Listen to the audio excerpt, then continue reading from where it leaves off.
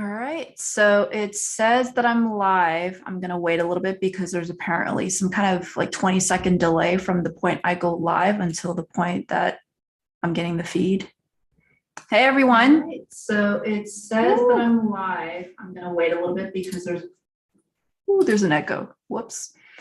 All right, so I have a special guest. I'm gonna be during this entire live stream. I'll be pulling out a cat one at a time. I actually have 5 at my apartment right now. So this is Dawn.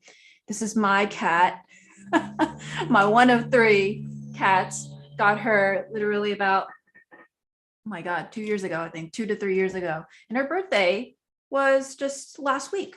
So I celebrated that. Hi, Dawn. Hello.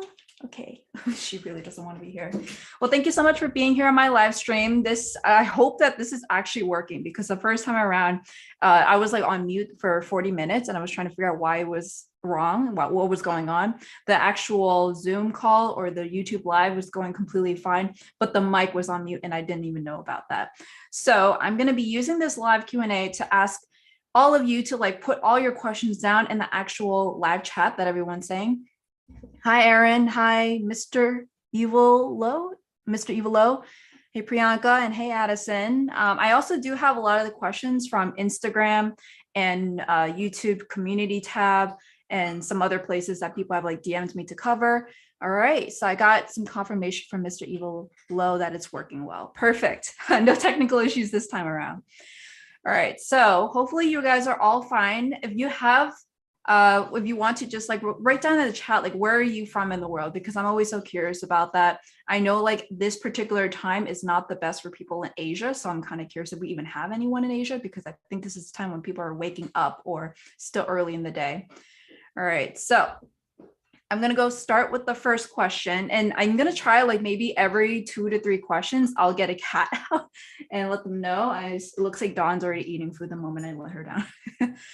All right, so the first question is from Evangeline: what to do when we feel low in confidence during interviews? And especially since I just did interviews like December through February. So this is something that I had to deal with a lot too. I like, even though you come from consulting, you came from technology consulting, or all these like mock interviews you still get very nervous and everything. And so in general, I was just like, oh, what am I going to do? Especially for product management. If it was going to another technology consulting or consulting role, I would have probably been like very easy about it. I've had some consulting firms that I actually went for, and I was just like, whatever about it. So I didn't really care about them because I knew I felt prepared. Of course, I did the preliminary research. So that way, if I were to be asked like, why this firm, or why are you interested in this particular area, then I would be able to answer that. But when you're going to a completely different area, I had like very low confidence because I wasn't sure if I was going to be qualified. At first, I was kind of like interviewing a bunch of random places just to see, will I even get calls? Well, actually, more like applying for a lot of places just to see if I was even going to get calls for an interview.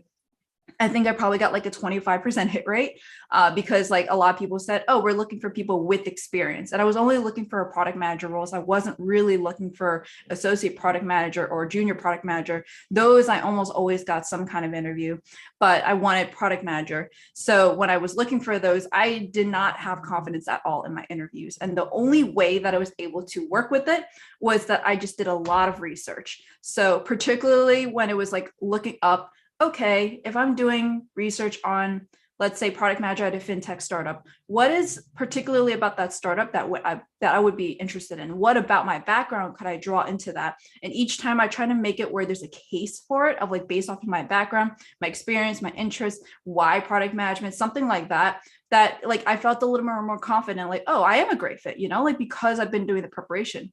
In the ways where you're like actually not really prepared for it because you don't think you're a good fit, you really don't think you are a good fit, then there's like a lot of things where you can do, which is pulling in personal experiences that can be drawn towards it. So maybe like working with many different stakeholders. If you don't know how to do that, or you haven't done that before, think about a time when you were trying to plan a trip with multiple friends. That technically is a parallel. It's not professional, but thinking about that just means that like, okay, this is something that, it's a good answer. It may not be the best answer, but that actually helped me boost my confidence a little bit, especially because they asked a lot of random questions here and there of like, oh, what's your favorite product and why? Those were kind of questions that I kind of knew I was going to expect, but I didn't expect. Especially product cases, I was also really confused of. And of course, like I also felt very low in confidence at Google, particularly because I was like, it's Google. They're not going to hire me despite everything I try. And somehow they did. So of course, it was just all in my head. But what I really did was I saw the other person as a person. If you just see them as an interviewer, you're just going to be like, oh, okay, so I have to answer these questions the best way possible. But for me, like being able to talk to that other person in a way is like a more of a conversation, or asking them questions, or trying to make it like more of I'm doing an informational interview of like, oh, tell me how this role has treated you, or tell me about all these other questions that you prepared. So if you prepare, then you'll definitely have a higher chance, but you also want to be sure that it's like a good culture fit. If you can't really vibe well with that person, then it may be a little bit awkward and you're not going to feel as confident. But for me, I always try to approach it like, hey, thank you so much for doing this interview. I know it's been very tough because you're doing this on top of your day job. And from that, like they ease up a little bit and then you ease up on it. So I've just been able to do a lot of preparation and research ahead of time. But I also try to see the interviewer as another person, because then if you pull it out of context where you're at a coffee shop having an informational interview, it's pretty much the same. The only difference now is that there's a job at stake. But you're probably going to be answering it the same way. You probably will be more prepared during the interview. So you're going to have that leg up. But just in general, that's what I've been doing. All right. So that was just one question. And I'm going to be looking at the chat here now. All right. So Mr. Evil Lois is from France, but I'm in Montreal for an exchange program. Ooh, are you speaking French right now in Montreal, or you're speaking English right now? Because I know it's like a French speaking area. And then watching from London. Okay, so that's like midnight for you, or maybe midnight or 1 a.m. I don't know, because technically this is daylight savings. So hopefully you're not staying up too late for this. Well, congratulations on the internship, by the way, at Accenture. Definitely let me know how it goes, because I want to know if it's going to be in person this time or if it's going to stay virtual. The pandemic has done weird things. I don't know if they've actually agreed to say like, hey, let's do things in person. And then over here, recycle fantasy. Charisma definitely goes a long way in an interview. It helps the experiences you plan to share so much more genuine. Yeah, that's exactly what I thought. Is like, you want to treat the other person as a person. And when you do that, it makes it a lot easier to be able to be more relatable and more interesting too, compared to all the other people who are like are very prepared, but at the same time, they're like very businessy. And you also want to keep your idea of like what kind of culture is that other firm too. If you're in a finance institution, yeah, you probably want to be a little bit more professional. But if you're in tech, you could be, ease up a little bit. All right, Mr. Evil Lois has said, I've just been hired by Accenture Technology for an internship in the data and IA sector, and I understand it's a very technical position. How can I manage it since I come from a business school? IA, is this intelligence automation? So it's actually like exactly what it is. It's an internship. So take this as an opportunity to be able to learn as much as you can.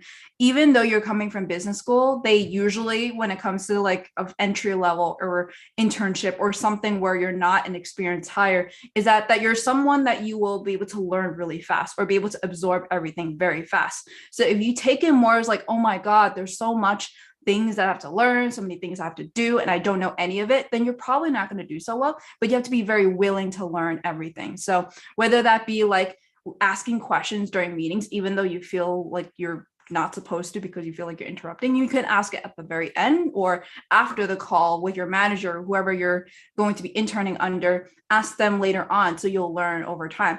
Also, a lot of firms, they honestly don't care.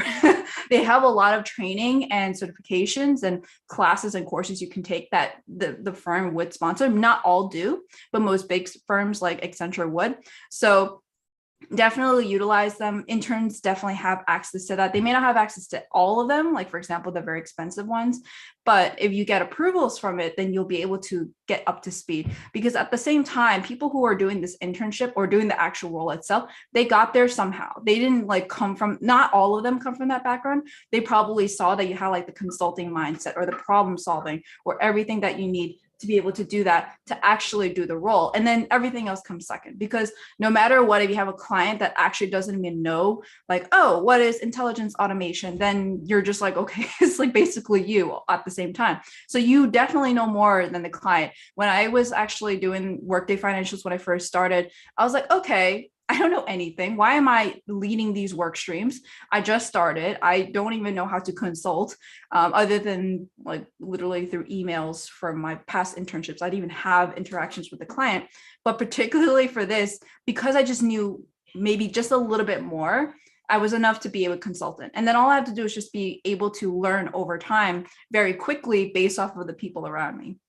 You're always going to be in a team. So technically with your team, particularly, you're always going to be able to learn from them. Or if you don't know something, rely on them. And if they don't know it, then you can all just say, we'll get back to you. So in general, it really is like the problem solving, because that's exactly how a lot of people are like, hey, you're like a dance major. How are you a tech consultant? Like that doesn't work, right? But it just means that the way they're thinking critically, or they have really good problem solving. That's what was really good for them. All right. So hopefully that answers your question. Right. Okay, Mr. Evolo just said English at school, French in the city. Okay, yeah, that makes sense. Recycle Fantasy says the plan is for 3 weeks internship to be virtual, but I have been reassured that we come back in person for the graduate role in the London office. Ooh, that's pretty cool. I don't even know. Like nowadays, all the firms are doing different. Tech companies are doing different. Everywhere is going to be doing it. So maybe some even keep it completely remote, so that way it's going to reach more people. But it's interesting. Oh, artificial intelligence, not IA. Okay, yeah, that makes sense then. But it's my advice is still going to be the same, to be able to really learn everything while you're actually there, and then just absorb everything like a sponge, and then learn off of people, ask all the questions. Because you're an intern, they're expecting you to not know anything. Even if you were to actually be majoring in data or in AI, you're definitely not going to know how it's going to be applied in reality. Maybe if you're like really good at it still, but then the actual application of it with clients is always going to be a little bit different than what is taught in the class, unless you have a really, really good teacher or a really good program. So they're expecting you to not knowing anything. So it's completely fine, even if you're coming from business school, as long as you're interested in learning in data and AI. And I think a lot of people are interested in that nowadays. All right, so Addison, how much have your work and life balance changed since switching from Accenture to Google? To be honest, not much. I think for Accenture particularly, a lot of people just assume like when you're in consulting, you just get a lot of work and a lot of hours that you have to spend on it. And especially because of the project, it's like very cyclical. So during the times when you have go live, then it gets really high in hours. And then sometimes you're just waiting for deliverables, or you're waiting for information and data from your clients. So you're just kind of in limbo until you get that information. That's probably going to be very low. At least for particularly at Google, they do value work-life balance. And I can definitely tell. And this was actually kind of a culture shock, to be honest, because at least at Accenture, when I was consulting there, I would always have global clients. And sometimes it would be like, here's our office in Copenhagen. And I would kind of have to budge my actual schedule towards their hours, because they are up earlier. I had to be up earlier, or my meetings would have to be very early. And if I had really important meetings like actual design sessions, I had to be up even earlier to prepare for those. While meanwhile at Google particularly, my clients, well, I haven't actually gotten clients, but I've seen the clients that everyone has had. Everyone's mostly working with North America based clients. So most of them are going to be within our time zone. And if they were to be international, it's like maybe North America controls the international part, as opposed to the other way around. We have like a regional office, because my particular role does have other offices around the country, and then maybe they're going to be the ones that deal with it. So timeline wise, like of the actual time zones from international clients, I don't really have that issue. That's like the only time when I actually had issues. When it came to like crunch time, like go live, that's going to be a given. And the same exact thing is going to be a given for my role too. It's not going to go away, but it just means that everyone does have a little bit more of like, they value work-life balance. So an example would be, because of the fact that Accenture, they're assuming that you may be working around the clock for the client itself, based off of the actual time zone of the client. While meanwhile at at Google, they actually say like you can mark like little parts and blocks of your schedule to be able to say like do not schedule or ask for scheduling, or maybe even say like here's commuting, I'm going to mark this out of office, so if you were to send something, I'm instantly declining.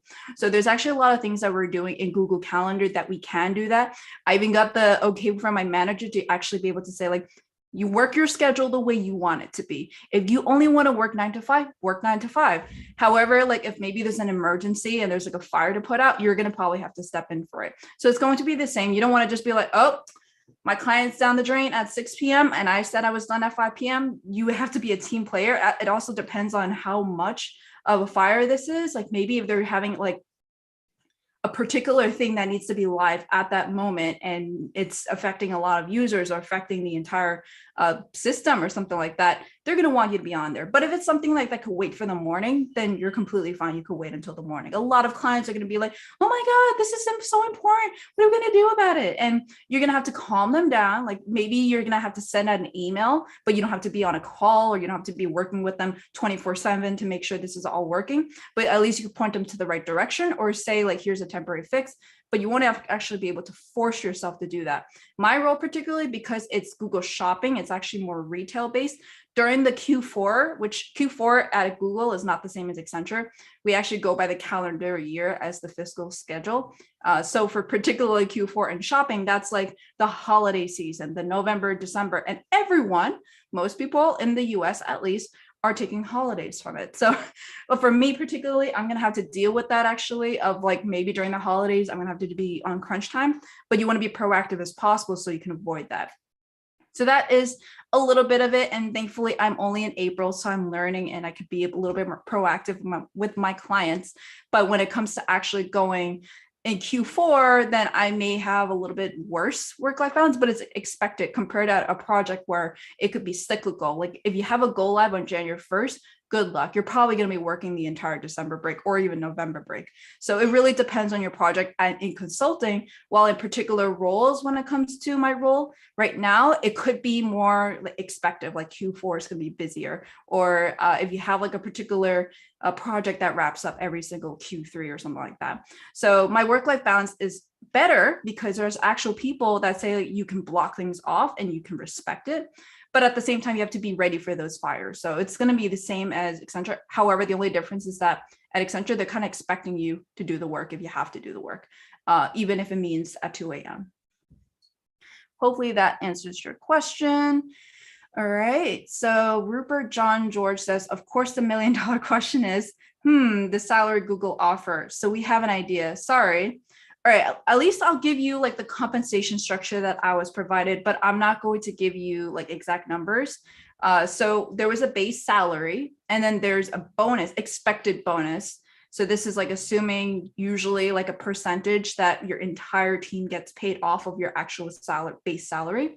And then there's also like a RSUs, which in Google is considered GSUs, like Google RSUs. These are restricted stock options, stock units. Oh my God, options completely different. Don't think about that. And for that particularly, that's actually where RSUs or GSUs are typically most, like you can actually negotiate that the most in a lot of tech companies. Base salaries, a lot of big tech companies, they have like a compensation band that they have to stick to. Everyone's going to be stuck to that band. Oh, hi, Sora. It's like literally on cue. When I said that I wanted to bring in a cat every 2 to 3 questions, I got Sora here. All right. So when it comes to compensation band, that's always going to be based off of your level. And for me particularly, actually, they didn't tell me my level until I asked them around the offer time. Like that, I literally didn't even know. And then they said, for this particular level, you're going to get this particular range, but we're going to give you this particular number and this compensation package. They also sometimes offer like sign-on bonuses. They sometimes offer like other kinds of Sora, always bothering me, and then after that running away. Yeah, so that's what the compensation is like at Google, particularly for me. It's always going to be a little bit different for everyone. For example, if you're in sales, you're probably going to have compensation based off of commission. And then maybe a lot of it is going to be based off commission. Your base salary will probably be very low compared to that, or not. So that's like how it's like for me. As for numbers, I would just say the base salary is comparable to, sorry, my base salary is comparable to Accenture's. That's all I'm going to say. But the thing is that Accenture does not have RSUs or GSUs. So technically my total comp is better. Hope that answers your question, but you also have to keep in mind that I am based in New York. So if I were to, let's say that like, okay, I'm going to be in Ohio and I'm going to be at Accenture, and then their base pay is going to be very low because they don't have the same cost of living compared to Google, or at least being in New York at Accenture. But Google particularly, I don't know if they actually like change your compensation based off of your location.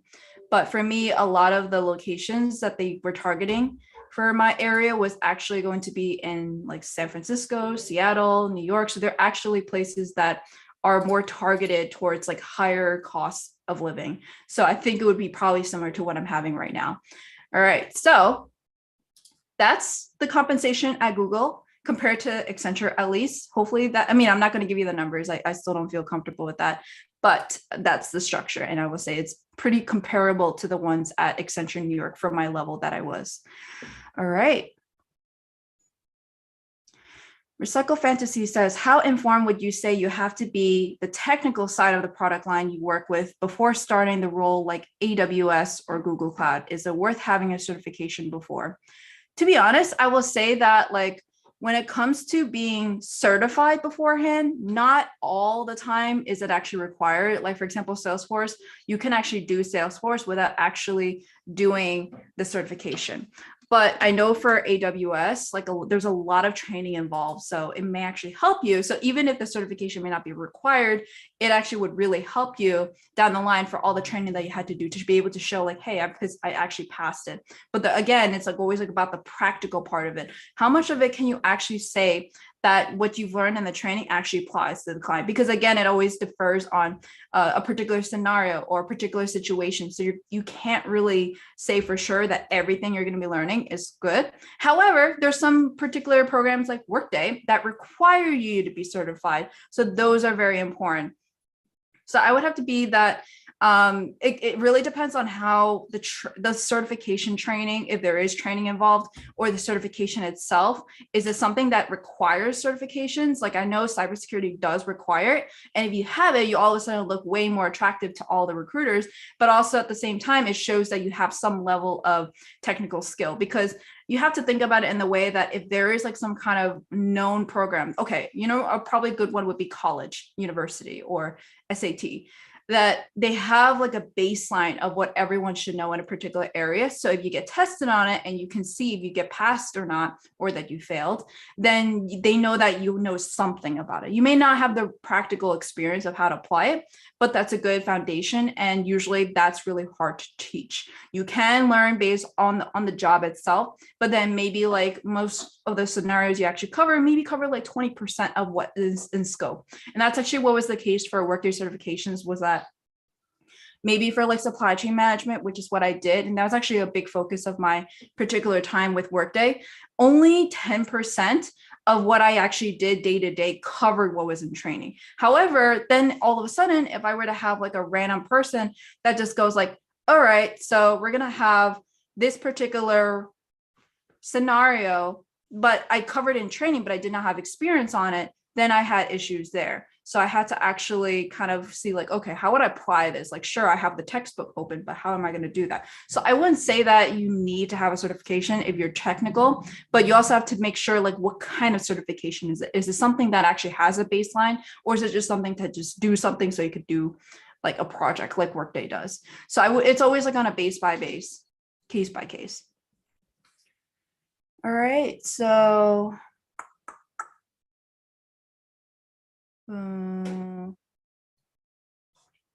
which Google Office location are you excited to visit? I'm really excited about Mountain View, and I may be going to Mountain View office. That's like the headquarters, by the way. If you don't know, this is the one that everyone sees in the internship. Technically, it's not all filmed there, but it was actually filmed in, I think it was like Georgia Tech as well, but some of it's also filmed on campus.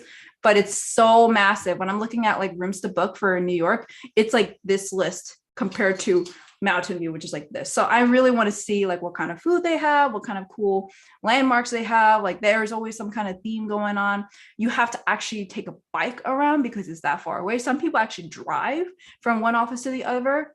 And then there's also like many different like campuses, like Sunnyside or Sunnyview, Sunnyside, something with Sunny in there, and in San Francisco. All right, so I think I spent a lot of time on the live Q&A first. I'm going to go back into the questions that I have from Instagram. So one of the questions was, what did you love most about tech consulting compared to a non-tech consulting job? And I feel like one thing that I'm definitely going to miss, I mean, technically I am doing tech consulting, but I'm just doing it internally at a tech company to clients directly. So it's not entirely untrue, I guess. But I would say that if I were to talk about a traditional tech consulting role, I'm going to miss that I can probably do different projects at different types of technology, assuming that you're not tied down into Workday like how I was. But in a lot of people, if you start off with like the entry level program, you get to do whatever you want. If you saw my actual interview with Sid Chopra about his experience with Deloitte, he talked about how he was able to do so many different projects. If you were in that lucky position where you could be a generalist and try whatever you want, that's what I'm going to miss. Particularly for me, though, I'm going to have to be able to be stuck in the Google shopping area, which I'm not mad about. I like retail. I like e-commerce. It's a really cool area to be in. And so I'm really excited for that. But everything I'm going to be doing is within that, or particularly like Google's clients. So if I were to be going to tech consulting, I can go many different ways. Maybe I could focus in a different industry or different technology or completely different everything, like maybe even the structure. I could go to a different consulting firm. For me, particularly as a solutions architect or solutions consultant, you could go to another tech-based company. It will still be very similar. You could also go to a consulting firm too. So it's not exactly completely different. And you could also be both very technical and also very businessy. In my particular role as solutions architect, I can actually see people that are really considered like solutions engineers, and then people who are more like solutions consultants. Those names are not official in Google, but if I were to give a name based off of the profiles I've seen, there's people that are more focused on the business side, and there's more people focused on the technical side. So wherever you fall, you can kind of have whatever kind of project you have, but you're still stuck within Google Shopping. So very similar to how I was like stuck in Workday. But in consulting firms, you can go to other places. The thing about Google, though, is if this was in the perspective of Google, is that you have a lot of things you can do. You can do 20%, like 20 projects. And that's basically like for 20% of your time. And people have been saying it's not exactly 20% out of 100. It's really like 20% out of 120. So there's not exactly that much flexibility that people are saying, because you still need to be able to do your job well. But this is where you can do whatever you want that you can qualify. Like there may be some interview processes of like product management, and maybe there's one on like UX and you're not even in those areas. You can do these 20%. And some of them actually have like little things that you can do on the side where you actually say like, hey, are you interested in doing a +1 or like a 20% on this particular project? Let us know. And then we can create a project for you. So you basically have something that's like a pet project. Someone has actually told me that they went to do like gaming as one of their 20%. I was like, that's pretty cool. That's really cool.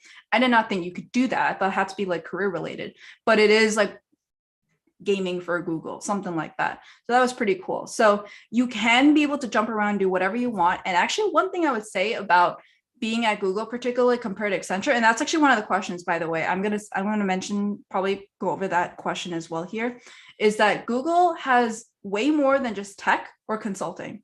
So for example, if you have particularly, let's say YouTube, you want to be like a partner manager, or maybe you want to be in Google Cloud and you want to be in sales, which technically there is sales and consulting, but completely different.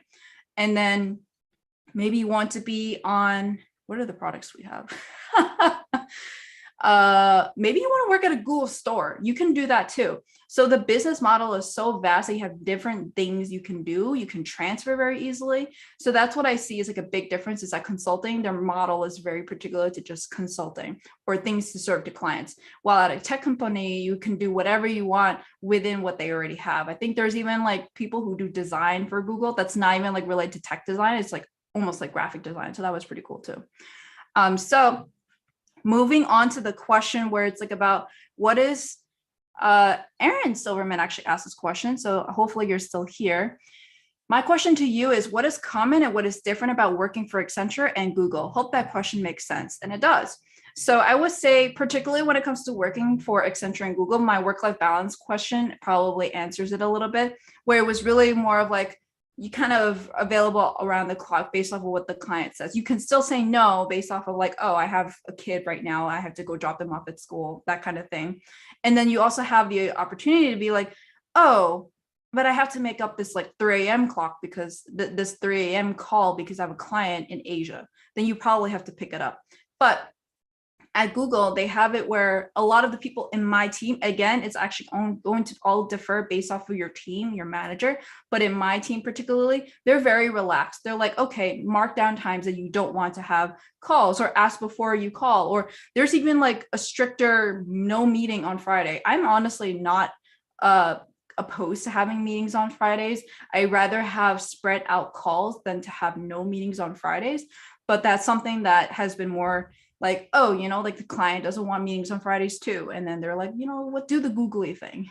So the culture is also very different. Actually, I would say my particular office, the Hudson 3151, kind of looks like the Accenture One Manhattan West in New York. Of course, it's not as high, but it's still like the actual architecture, the style, the furniture is very similar. The only difference, the really, really big difference, is that when you're working in the office, you get food. That is like a big difference that I didn't realize was going to make such a big difference. I was like, oh, that's a cool perk, food. But then at least at Accenture, you're mostly working from home or in the client side. If you're at the client side, you most likely can actually expense it. But when it comes to being at Google, they have free breakfast, free lunch.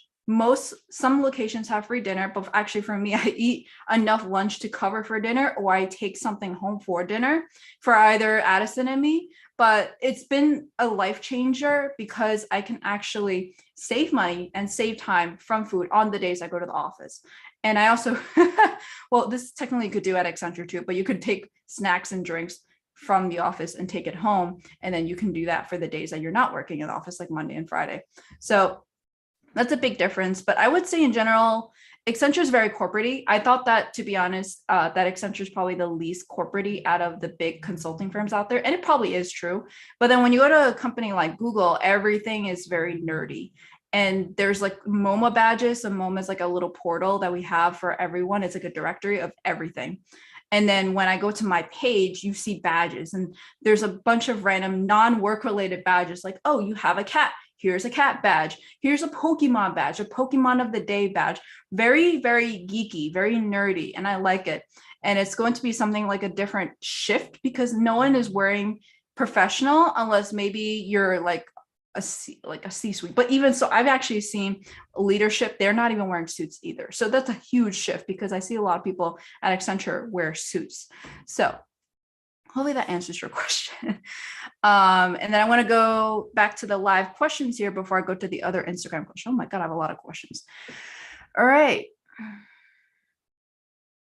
What programming languages did you encounter at Accenture? Which ones were important to master? This is going to be very specific based off of your actual area. If you're coming in as like an entry level, you can do whatever you want, but like there's clearly going to be some focuses in the cloud at Accenture right now, at least at the time of this recording, there's a big focus on cloud. So anything that you can learn that will help with cloud definitely will help.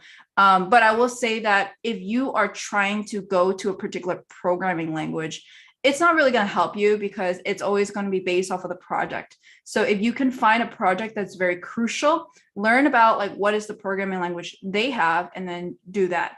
But if there's also a particular area that a firm is focusing on and you want to focus on a particular region too, not all regions of Accenture or consulting firms are going to focus on the same thing. Maybe let's say, for example, one particular city is focusing on healthcare industry and there's a particular software that's important in the healthcare industry that uses a particular programming language. Then you may want to kind of upskill on that. But in general, just focus more on the tech and not on the programming language, because at the end of the day, you want to be able to be like an architect. You don't want to be the one that just codes and that's it, because then you're not really a consultant. You're just being a coder. Everyone can really, okay, I think everyone can learn code, but can everyone be a consultant and can everyone design systems based off of that? Probably not. I mean, it's just going to be a slightly different mindset because it's very similar to, what's a good analogy? Let's say you have a garden, right? Everyone could probably take a little shovel, take it out, and then dump soil out, right? But not everyone can make a beautiful garden. How do you do that? It's really with intentions and knowing what do you need to do to make sure leaves stay green, or how do you make sure that when you do it in a perfect design that it doesn't wilt, or that actually blooms at the same time of the year. Requiring that kind of thinking and that thought is going to be, that's what they're looking for. Anyone can still stick a shovel in and then change pots and plants. Like that's pots and plants can change pots of plants. So that's something to think about, is that the actual design process of it, the actual mastermind and thought process of it, that's what they're going to care about. The actual programming will come second. So if you know the programming side, that's great. You probably will check a box on the actual application of like what you need to have. But when you want to actually do well in the job and to excel and to actually even get promoted, it's that thought leadership or that thinking of how to problem solve or how to be able to be innovative or be able to think outside the box, because that's why they go to consultants for that. Hopefully that answers your question.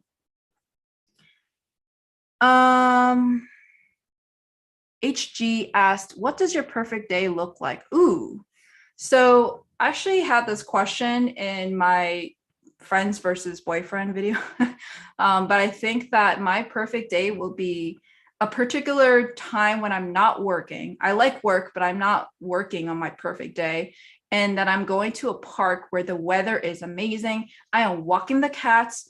I am riding a bike. It's probably not safe though, because I'm thinking of the ones where you have like a riding a bike and then you have like a little thing in the back for your kids. In my case, it'll be for cats. In New York City, probably not ideal because I'm going to be so scared of cars actually hitting me and the cats, or just in general, and like not even paying attention that there's cats in there or anything like that. But my idea is to be with my cats, be on a bike, riding in a playground or a park where I could just go straight down and then just enjoy the views of the water, of the skyscrapers, or of the greens, or anything like that, on a really nice time of year where you have cherry blossoms. Actually, I would say that cherry blossoms, Japanese cherry blossoms, are like my favorite flowers out there. And so having that kind of view, it's like very picturesque. And then you have an actual picnic. And then particularly, I would love Asian food.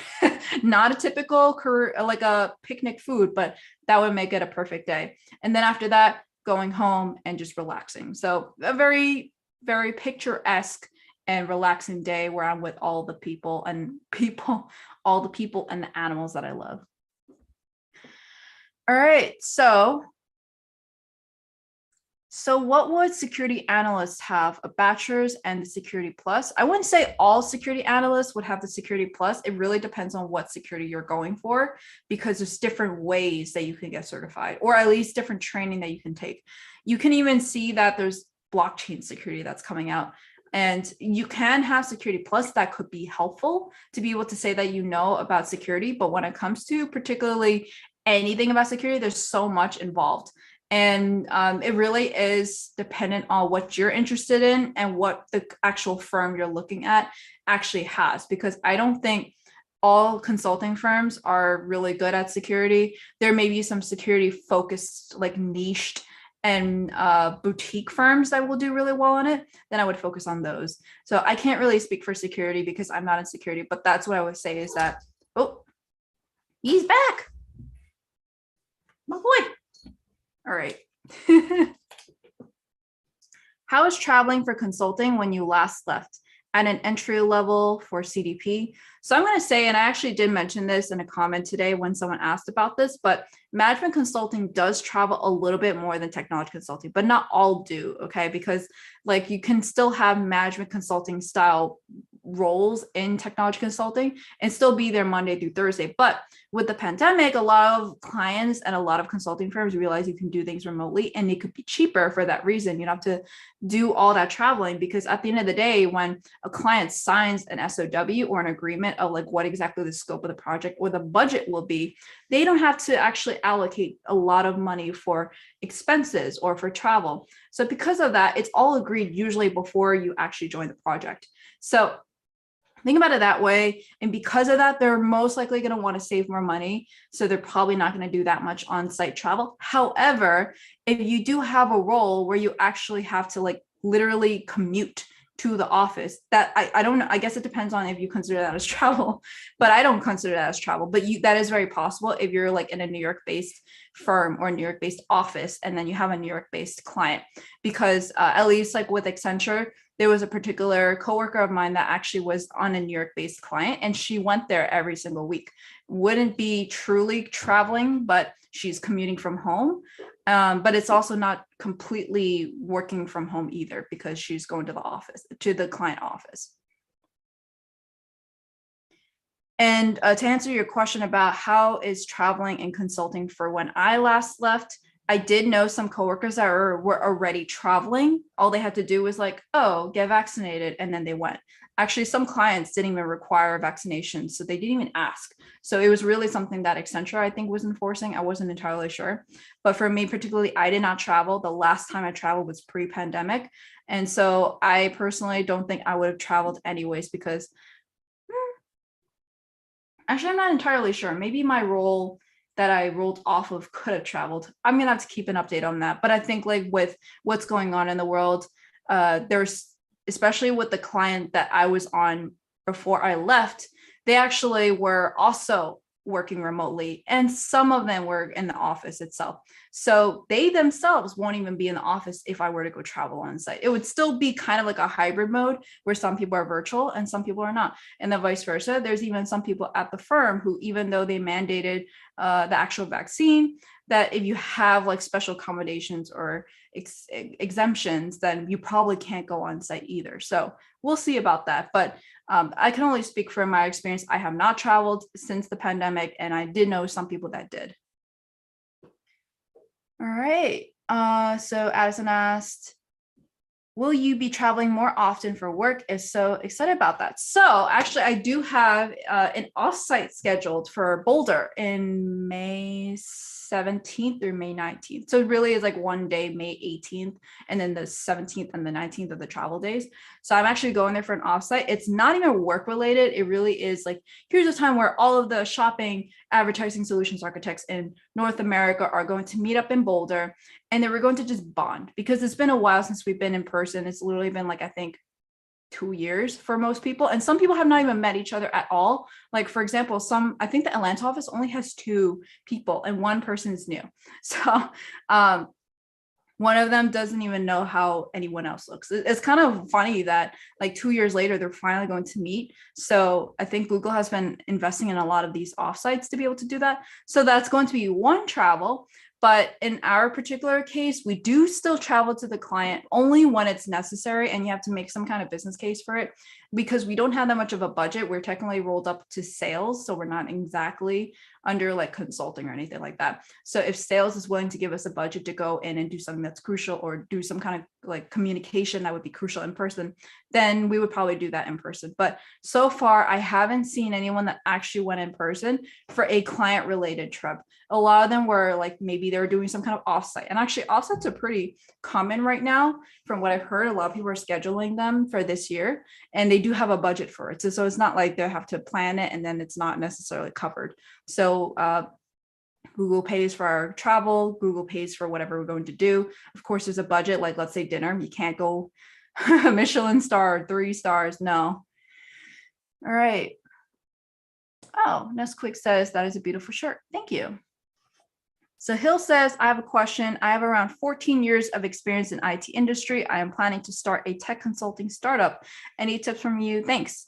So I actually did have like 1 to 2 podcast interviews where they did start their own consulting firm. They're either like having their own firm or they're independent. So depending on which way, I think most people are going to start independent first. And then after that, they're going to probably hire more people.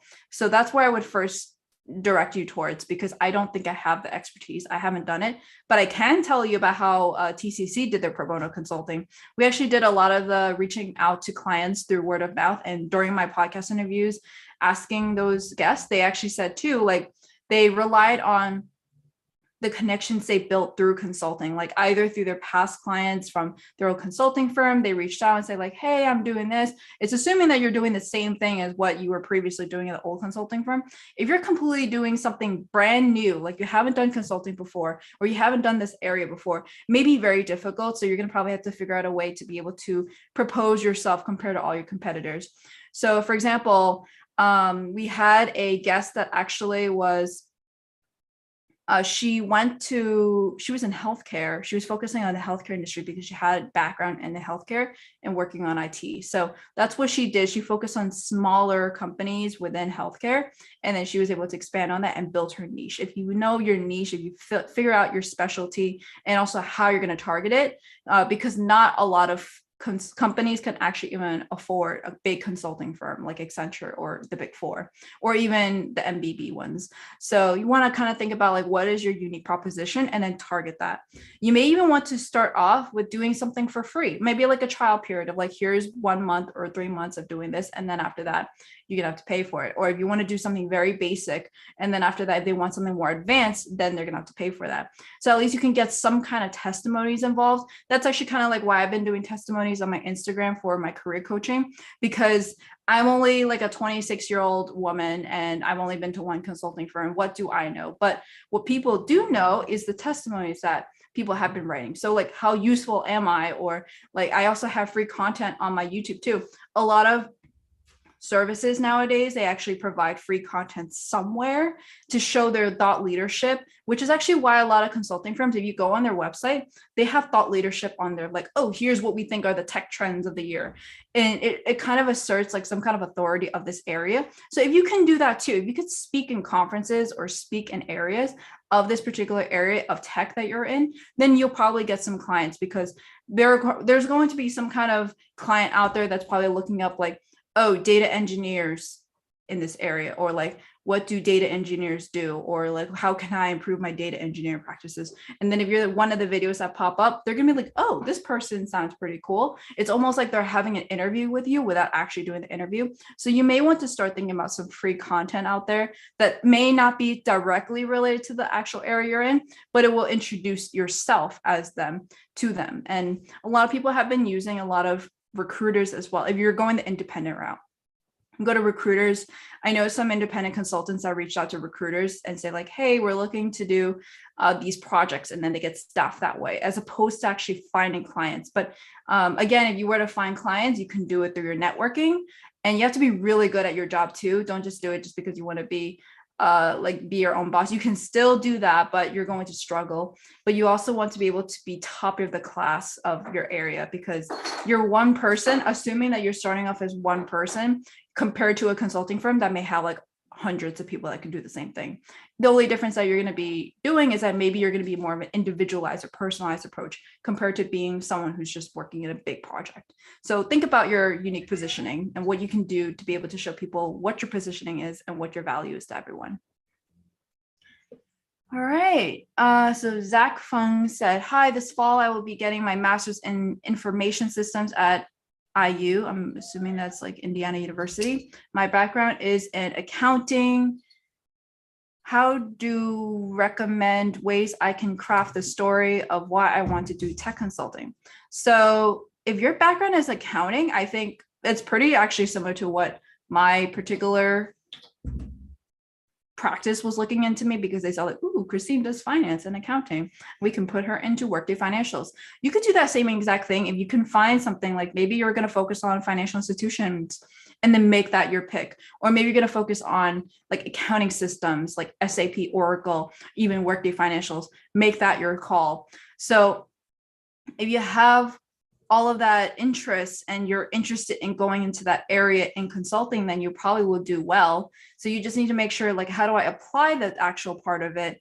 Where if you're coming in accounting, then, and you're still doing your master's in information systems, try to think about like, maybe if you want to do pro bono consulting to blend the two, or if you just want to completely ignore it and just do information systems and you don't want to do something that's like related to accounting, then you may want to figure out like, what is that area? And then how can you show that you do that area, either through an internship or a co-op or some pro bono or a personal project. You want to be able to show that you can do beyond that work.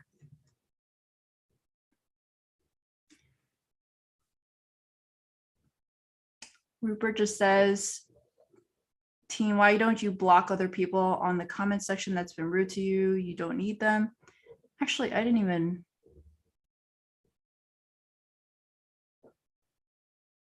notice them, to be honest.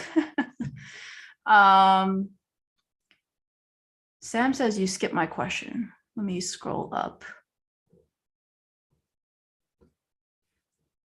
Oh, I think this is the question I skipped. Does Accenture fire you for taking a long time getting placed on a project? I'm in TDP, by the way, and nervous about it. You do not, especially if you're in TDP, because you're already like trying to figure out what you want to do. So whether that be like get training, you have to figure out how to do something though. You can't just be sitting there doing absolutely nothing. You need to do training, you need to do networking, do some kind of +1. It may not be related to what you're wanting to do, but at least it gets something out.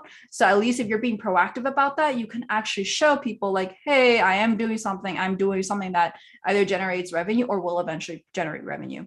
But if you're trying to, I guess, like figure out like, why are you not being staffed? Is it because you're not doing the ground level work to actually say like, hey, I'm ready to be staffed in this particular area because I don't have that skill set? Then get the training on that or get some kind of +1 or practical experience in that area, because then you may have a client that be like, oh, I actually like Christine, so I'm going to do that because I know her already. Why would I go for some random person? You want to kind of show them that you can do that.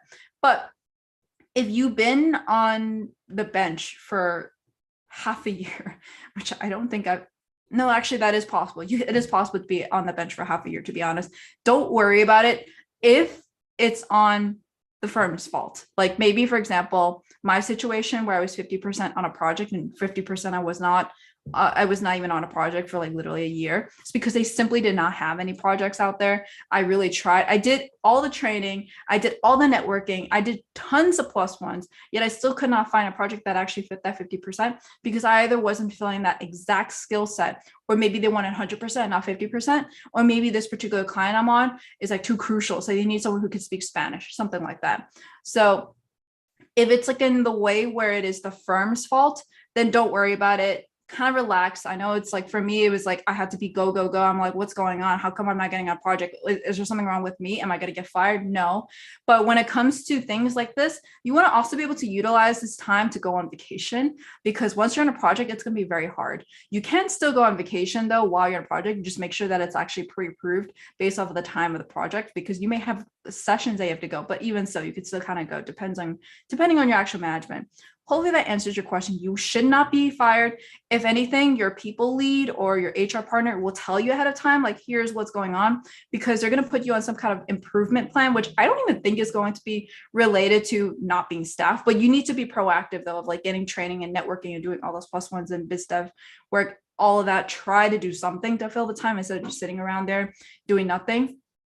So that's what I would say about that, is that even if you're in trouble, you get some kind of improvement plan. I think like only if you really do something bad, like, I don't know, sexual assault or you released information to purposely to the public or something like that, then yeah, maybe you're definitely going to get immediately dismissed, probably. But I would not say you're going to get fired. You're probably at the very least be put on an improvement plan, but that's only if you really are not trying. But if you're asking this question, I think you do care. So so you probably won't even be on that list anyways to be on an improvement plan. Hopefully that answers your question. I'm sorry for skipping it the first time around.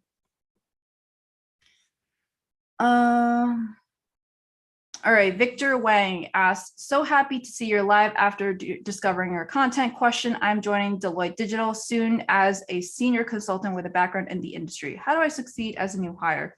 So honestly, I think it's going to be very similar to every single new hire in technology and consulting, is really just learn as much as you can, because especially like even if you're changing from one consulting firm to another, you're still going to have to learn a lot, because a lot of people I know have actually changed jobs within a different consulting firm. They're just like, oh, completely different area I have to learn, even if they're doing the same exact role, because the actual structure of the firm is different. The way they recognize is a little bit different. The projects that you get are probably going to be different. The clients you get are going to be a little bit different. So everything's going to be different. Just try to really absorb every single thing that you see. And then as well, do all the training that you can to actually learn about everything that you have about that role if you haven't done that role before in the consulting way. Because from what you said, you've been in the industry, but now you're going in consulting, doing a very similar role. You probably don't know in the area of consulting because you've just been you've only had experience at the companies you're at. So this may be like sharpening your consulting skills, maybe helping out on the sales side of things, like the business development or the orals. So learn into that, do a lot of networking, try to meet as much as people as possible in a quality way, quality over quantity when it comes to that. And then you may even want to keep track of like who you're talking to and if there's projects available, because if you network with them, they'll probably think about you, especially if you have experience from the industry side. You probably don't need that much training on the go already. But if you want to, just like say, hey, I would love to help out. I have this experience from this past job that I've done, and I really want to provide value, something like that. You're probably going to do well. But I think that if you really want to do really well in a consulting role, like you have to, especially if you're a senior consultant at this point, they're looking for like management level skills. So are you managing people well? Are you working with a team? What are you doing to provide value to the actual firm itself in terms of like assets or sales or clients or maybe systems in place or strategic initiatives? Think about that. It's really more at this point being a manager or even being like think about the next level. What actually does the next level look like? And then try to do that to be able to advance. And then that way you actually do well compared to just doing your current level as senior consultant doing well, because that's just going to be staying at level, not doing really well. And you want to stand out. So at the very beginning, learn as much as you can so you can even see where you can help grow, because maybe you see like a level, an area of improvement that like maybe when you're in industry, you notice this has done really well, but then maybe at Deloitte, you saw something is not doing so well. And then you can maybe start building that on the side, like maybe an asset. Like for example, there's a slide deck that you guys always do, and then there's no standard one. You could build a slide deck as a template, and then now everyone's going to use it. Something so simple like that, that is not something that you're thinking of, like, oh, maybe I could do that. That is one way to make a good impression, because then it shows that you're improving everyone's way of work, and then you're going to cut down time. Everyone's going to love you. All right. So Liana asks, you skipped your Sam's questions. I already answered that. Sorry about that. Aaron Silverman says, thanks for answering my question. Perfect. And then Aaron, she's so lucky visiting New York every week. Sign me up. Vinny, just got into my AFS AIT program internship. What degree do you think would be good for getting a job into tech at Accenture? So I'm going to assume AFS is Accenture Federal Services. I don't think I know what AIT program is. Let me look that up. Unless you are in the chat still, let me know what that is. AIT.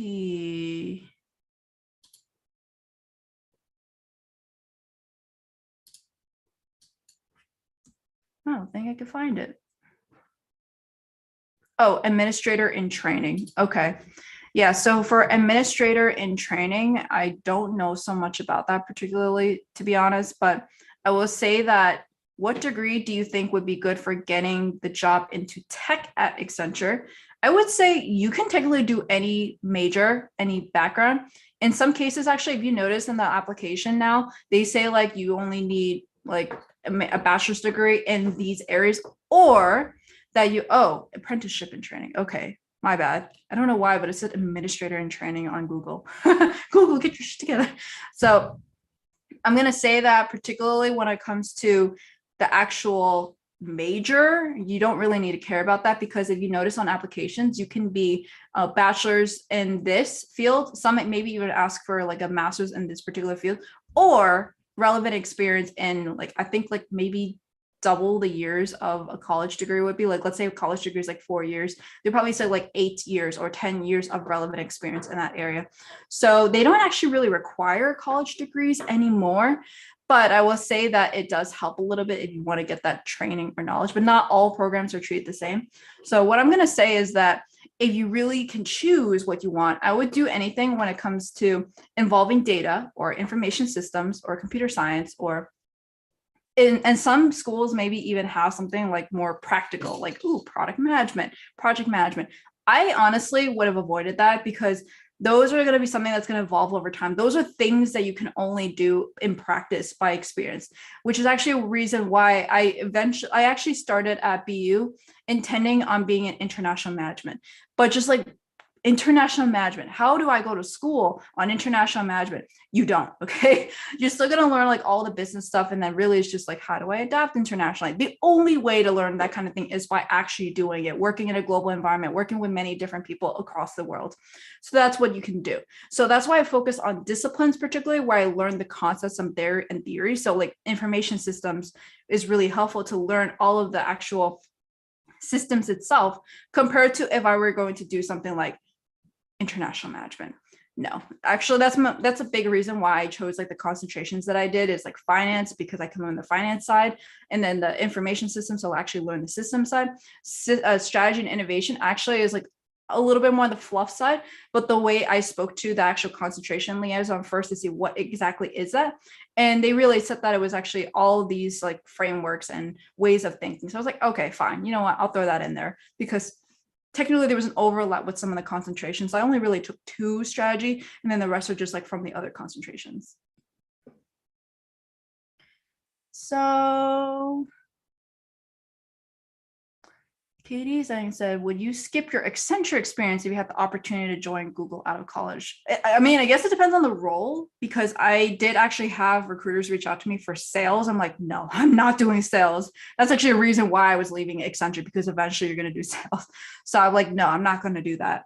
But it really does depend. Like, let's say, for example, my same exact role that I had at Accenture versus like a subpar role at Google.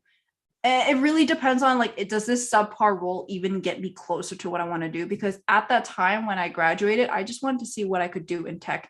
And technically Google does allow you to kind of jump around. I'll do a 20%, that kind of thing. And it probably would pay better. I don't know.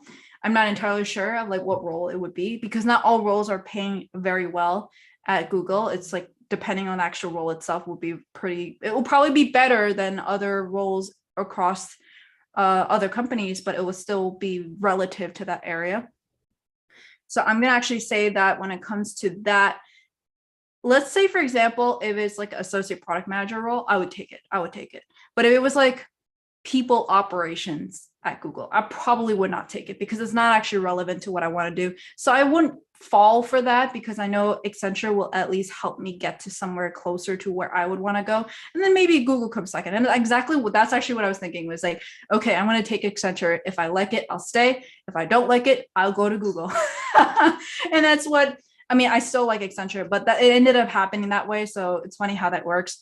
But it's because I was a lot of the skills and experiences that I had at Accenture, I was able to propose myself for this role because of my background.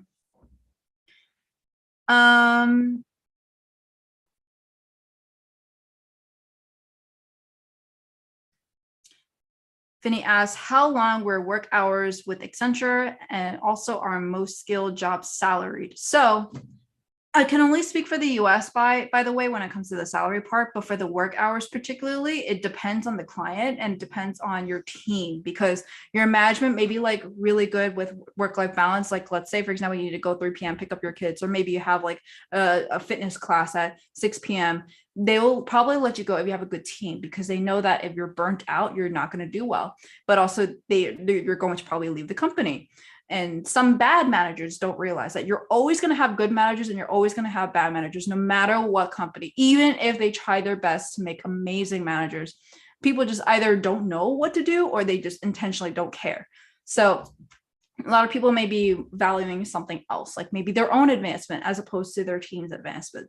So for that reason, they may put you into a lot of pressure.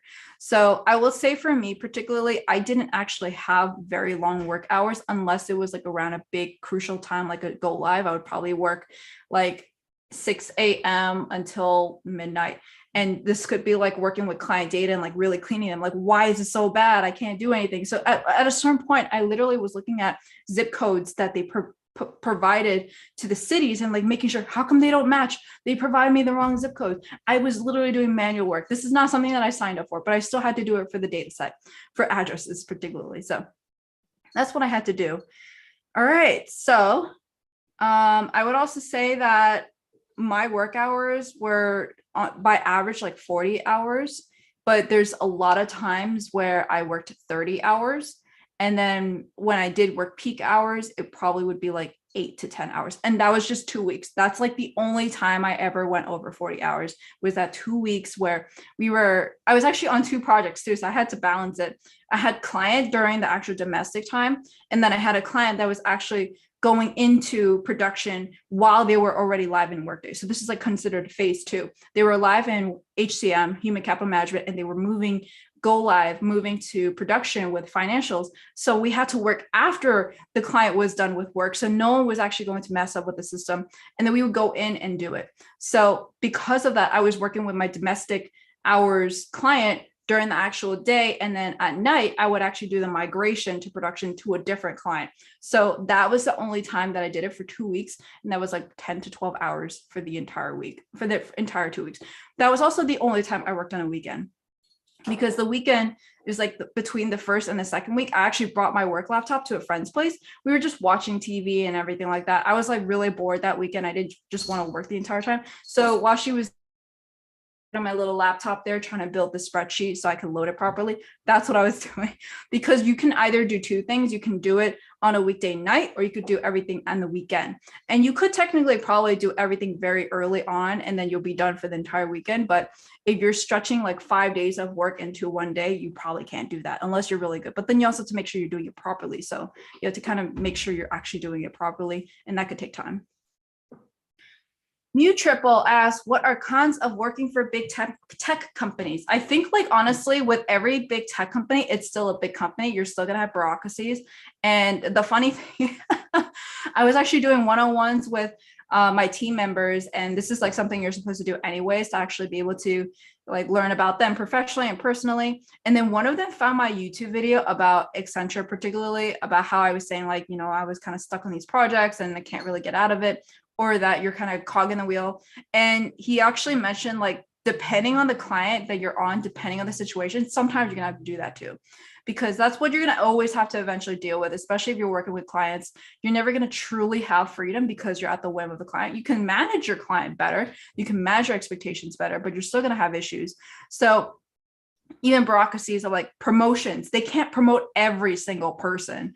If you're in a startup, they probably have the money for it. Not actually, I take that back. They probably want to make sure that they retain you more, but at the same time, not everyone wants to be at a startup. So retaining it is a little bit harder. While at a big tech company, everyone's constantly applying for these big companies. So they're not worried about recruitment at any moment. And maybe it's just skilled work, particularly, they're going to be crucial about, but probably not like specifically like, oh my God, we're not going to have that many people to actually deliver on the work that we promised to our clients or to our users. So for that reason, you're going to have issues. And you can't promote everyone. So even if, let's say, for example, you have 20 people, they're still probably going to promote only 3 people, even if everyone's qualified. And that's going to be the thing about big companies, especially public companies. It's probably very specific to public companies, is that once you're up there, you need to make sure that they'll actually stay. And at the same time, you also have to realize that with a public company, if you were to like use so much money towards employee salaries and compensation, then they're going to be like, hey, you're supposed to use it to improve Google or improve so-and-so project or service or product or whatever. So that way they can get an investment. But it's always like a dependent on like how they see it, because you can either invest in your talent and they'll stay and they'll keep on promoting good and innovative work, or you can try to invest a little bit more on offices so they could get back in there and collaborate, or invest in a little bit more of an acquisition. So every single, and this is on the more on the strategy side, but every single company is going to see it differently. So you probably saw Peloton laid off a lot of people for many different reasons, that like they probably trying to cut money, but at the same time, you have to provide a severance package. So it probably is not what they're thinking of. So you have to think about that way, that big tech companies usually have more stakeholders. They're also put on more scrutiny. Like Facebook has a lot of scrutiny. Google technically has a lot of scrutiny. I actually didn't even know that until I joined, but there's a lot of scrutiny on like being a big company and just in general. And there's even a coworker of mine that actually mentioned that she was waiting on a cafe, like waiting for a coffee, and someone behind saw her shirt that literally said Google on it and like screamed at her because they were stealing her data. Oh, that she was stealing their data. I was like, okay, we're just waiting in the coffee shop. But you also get the scrutiny behind that too. And that's just something that was pretty new to me, because I mean, to be honest, I glorify Google. I glorify a lot of big tech, but that's still something that people out there worry about, especially when it comes to security and data.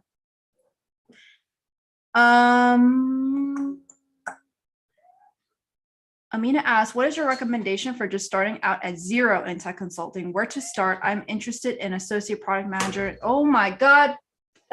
It's like he's literally coming on cue. Every 2 to 3 questions, he'll come. I'm sorry, I'm gonna get another cat eventually.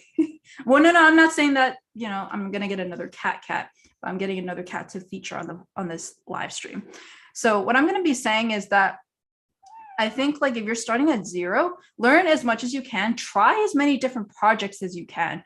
So for example, if you got siloed in Workday financials, immediately, I think that's what I failed in, like maybe do one project, but I immediately stuck to it. I thought like, oh yeah, this is not so bad. But at the very beginning, try to do everything as much as possible.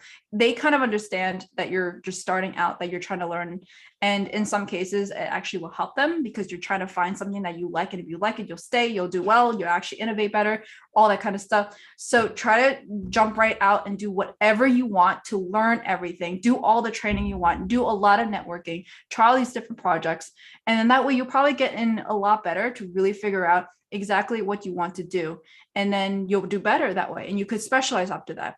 If you kind of got comfortable, like I did with Workday financials, I was like, oh, I could do this. Like I do pretty well on this, but when I was like 3 years in, it was very difficult for me to leave to a different area, because I kind of siloed myself into Workday financials, into all these specialties. So not everyone just thinks like, okay, if I have this question, I'm going to go ask Christine.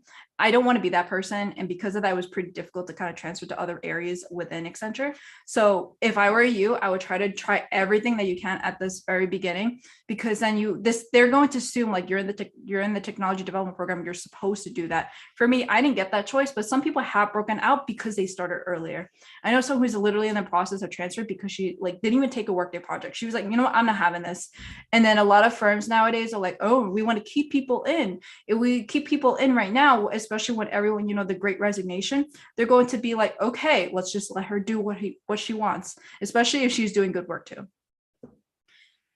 Amina also says, I thought you were from Toronto. You're American. I did not know that. I'm from New York. I've actually been born and raised in New York, except for when I went to college at Boston for Boston University. And my God, Sora is literally at the door crying. Sorry. Priyanka asks, any chance you could answer my question from Instagram about the scenario where you're in a group and someone isn't pulling their weight next just because it's one? Oh, I'm sorry about that. Let me try to go to the original question. I do have it.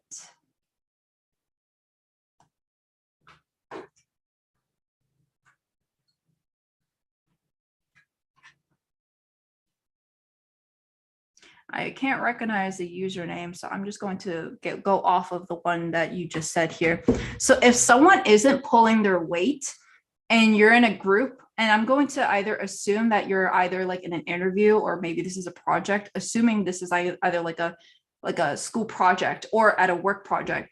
The first thing, and I actually have had team members that have done this before, where they're like not pulling their weight, they are unresponsive. So if I'm asking them like, hey, have you done this? I need to know if you've done this so I could do my part. And they don't respond to me until the next day. And at that point, I just kind of have to do it at the end of the day. It may not be like a true team player because you're doing it, but if it's crucial, it depends on how crucial this deliverable is.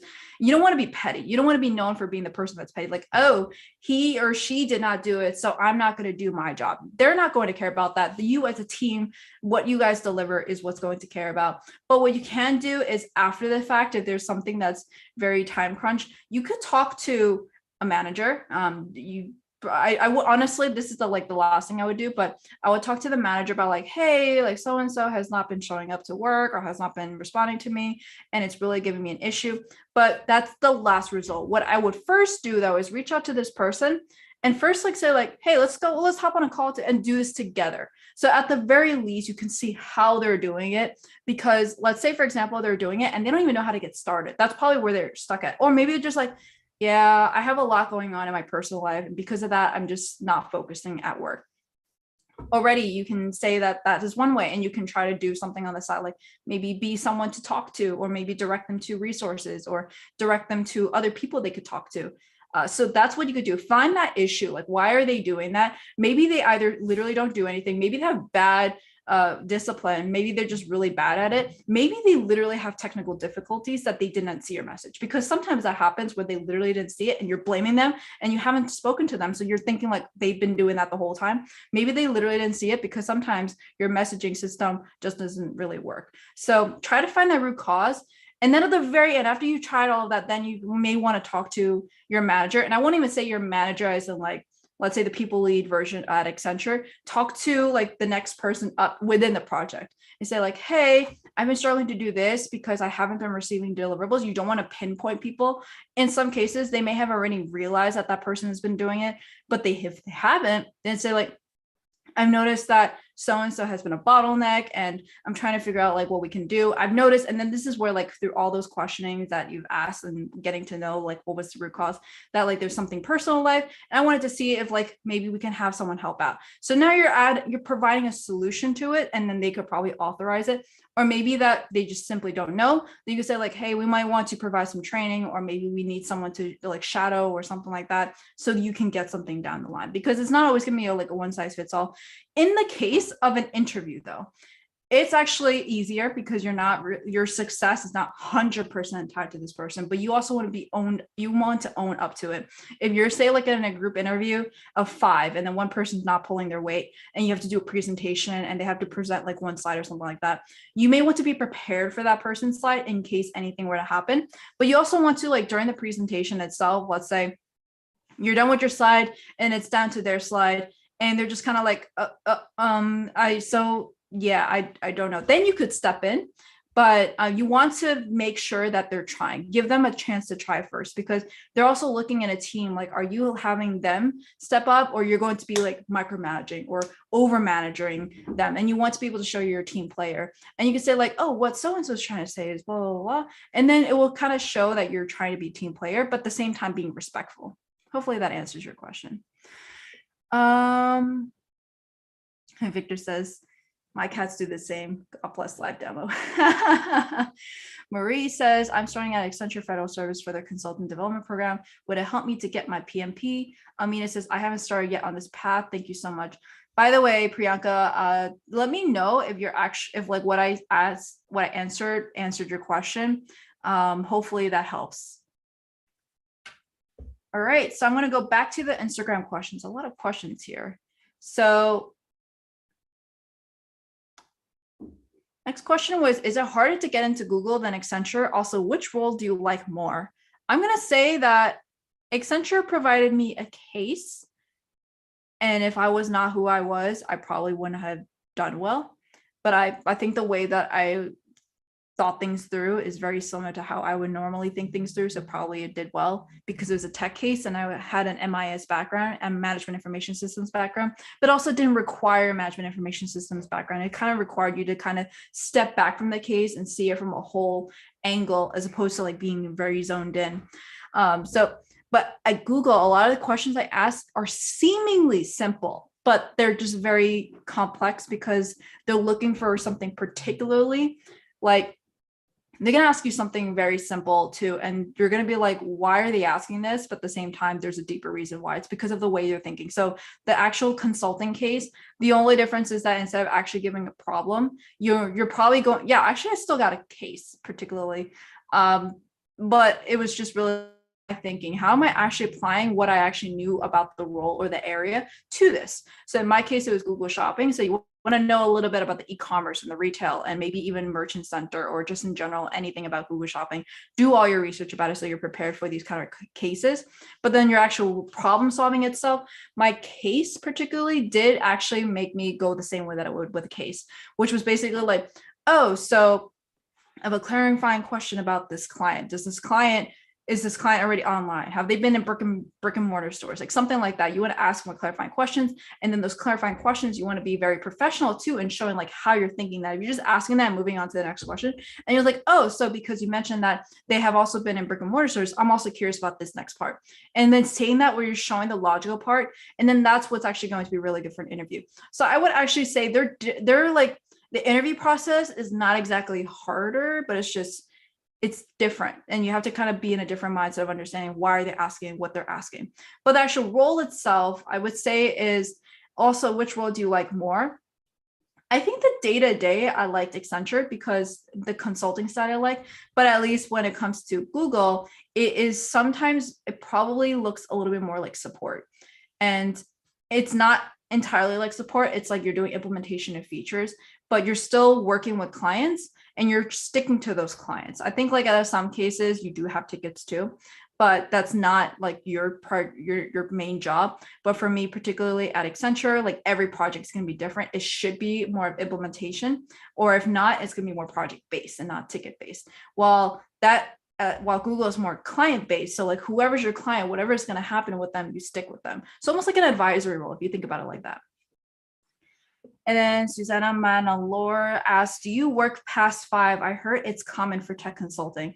So my hours were actually shifting around. Honestly, it's really depending on what hours I work as opposed to when. So it's usually going to be like 8 hours a day, and I may work like 7 to 4 or 8 to 5 or 9 to 6. And sometimes I'm even break it up into 2 chunks. Maybe in the morning, have my afternoon free, and then do it at night, as long as I get my work done. So that's a trick question for me. But at least for Accenture, that's how it was. For Google, it's not like that for me particularly, because I actually have to worry about the commute now. So I actually maybe leave a little bit earlier. And some people I know have actually, they commute back and then they work at night because they have that commute time that they took, or maybe they have to go home for dinner, or maybe pick up their kids after.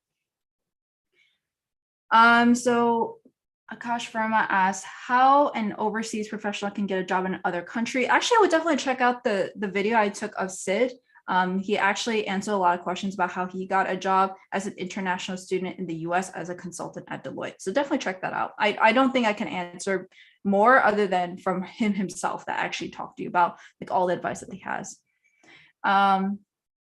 Healthy Snacks to Eat asked best way to answer why tech consulting in an interview. So for particularly this, I actually, it really depends on why you're interested in the very first place. If you're just doing it because it's prestigious, you probably can't provide that kind of answer, but you want to say like, why tech? Why consulting? Why tech consulting? You want to answer all of those three. It can't just be one thing. They're going to be wondering like, oh, then why not management consulting? Or why not be at a tech company? You want to be very specific.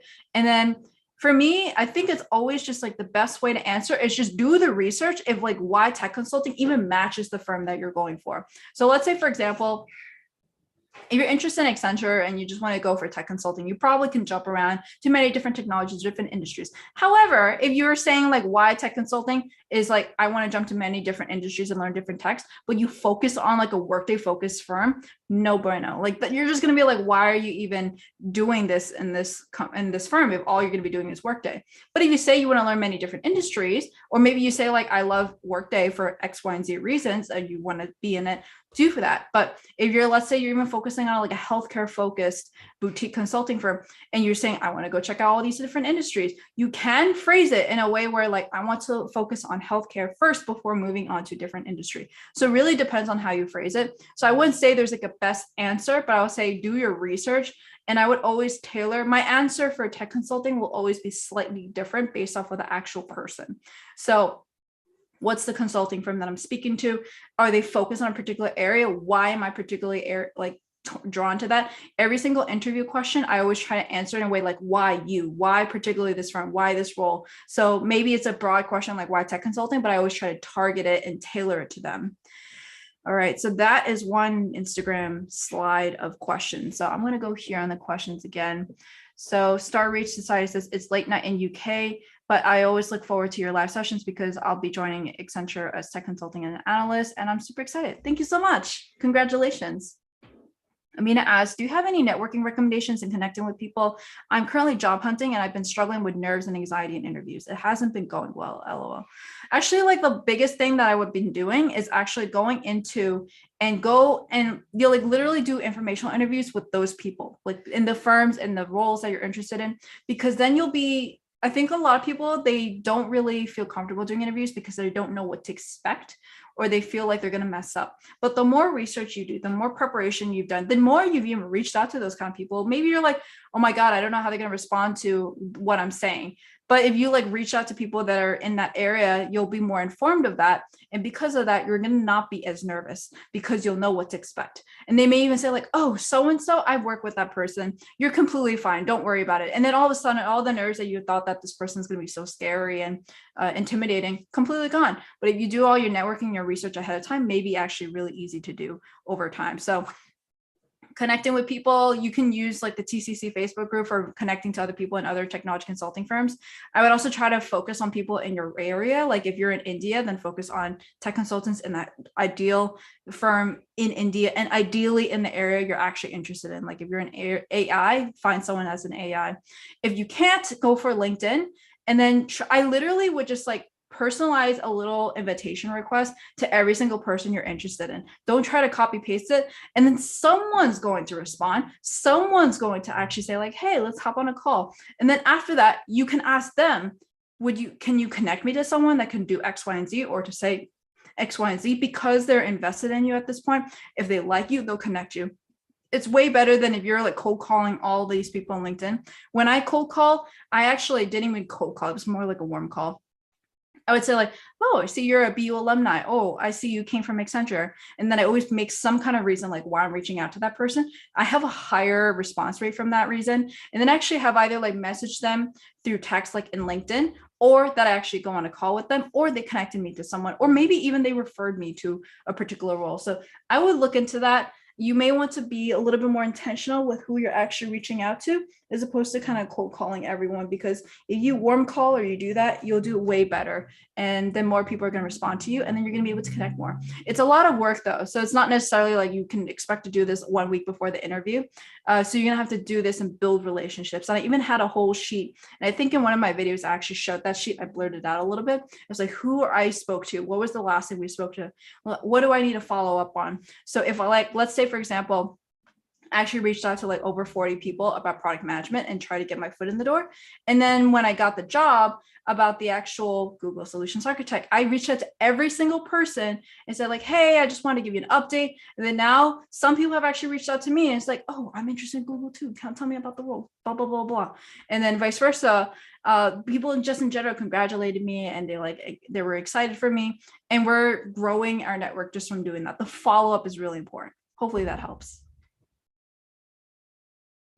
Oh, Amina asked, I was nervous to reach out. So if you actually want, I'm going to be doing a video on LinkedIn of like how to even warm call really. And then I'm also going to mention like what I did to be able to optimize my LinkedIn as well to get those jobs. So look out for that video. It's still something that's in the works because I'm trying to figure out how to do it. It could be serious, to be honest. It might be serious. So definitely check that out. But I think like if you're anxious, I think it really is just like, as long as you're doing it through online, I don't think it's that hard because you're just working online. You're not really working with the consequences. Only when they respond to you, then yes. But if you're in person, I've been to networking events where I am a fly on the wall. Like even though online I probably seem a little bit more active, it's because I'm the only one here talking to you, or that I can write in my little messenger and then boom, send that out. But if I'm in a networking event, I'm usually a fly on the wall. I'm someone who's like not talking that much. I would just focus on one person at a time, as opposed to being in a whole group. And then it's just a little bit awkward. So I mean, it could also be like the pandemic just made this all awkward because we have to remember how to socialize again. All right. Darren, I hope that's actually how you say it. Hey, Christine, I'm in a CDP program. Looks like I'm going to be put in SQL from the title on my onboarding email. I'm not crazy over cloud, but don't mind it either. Tips to change streams. So I'm actually going to be saying that what I would be doing is,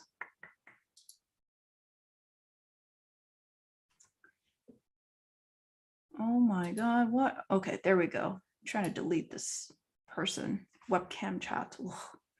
So what I would say about SQL is like that actually doesn't ring a bell for cloud. That just means that you're using, actually I'm wondering now if SQL stands for something else, but it really is like you're pulling data from databases. You're probably doing more data analytics work. So it's actually a very transferable skill to use on other things.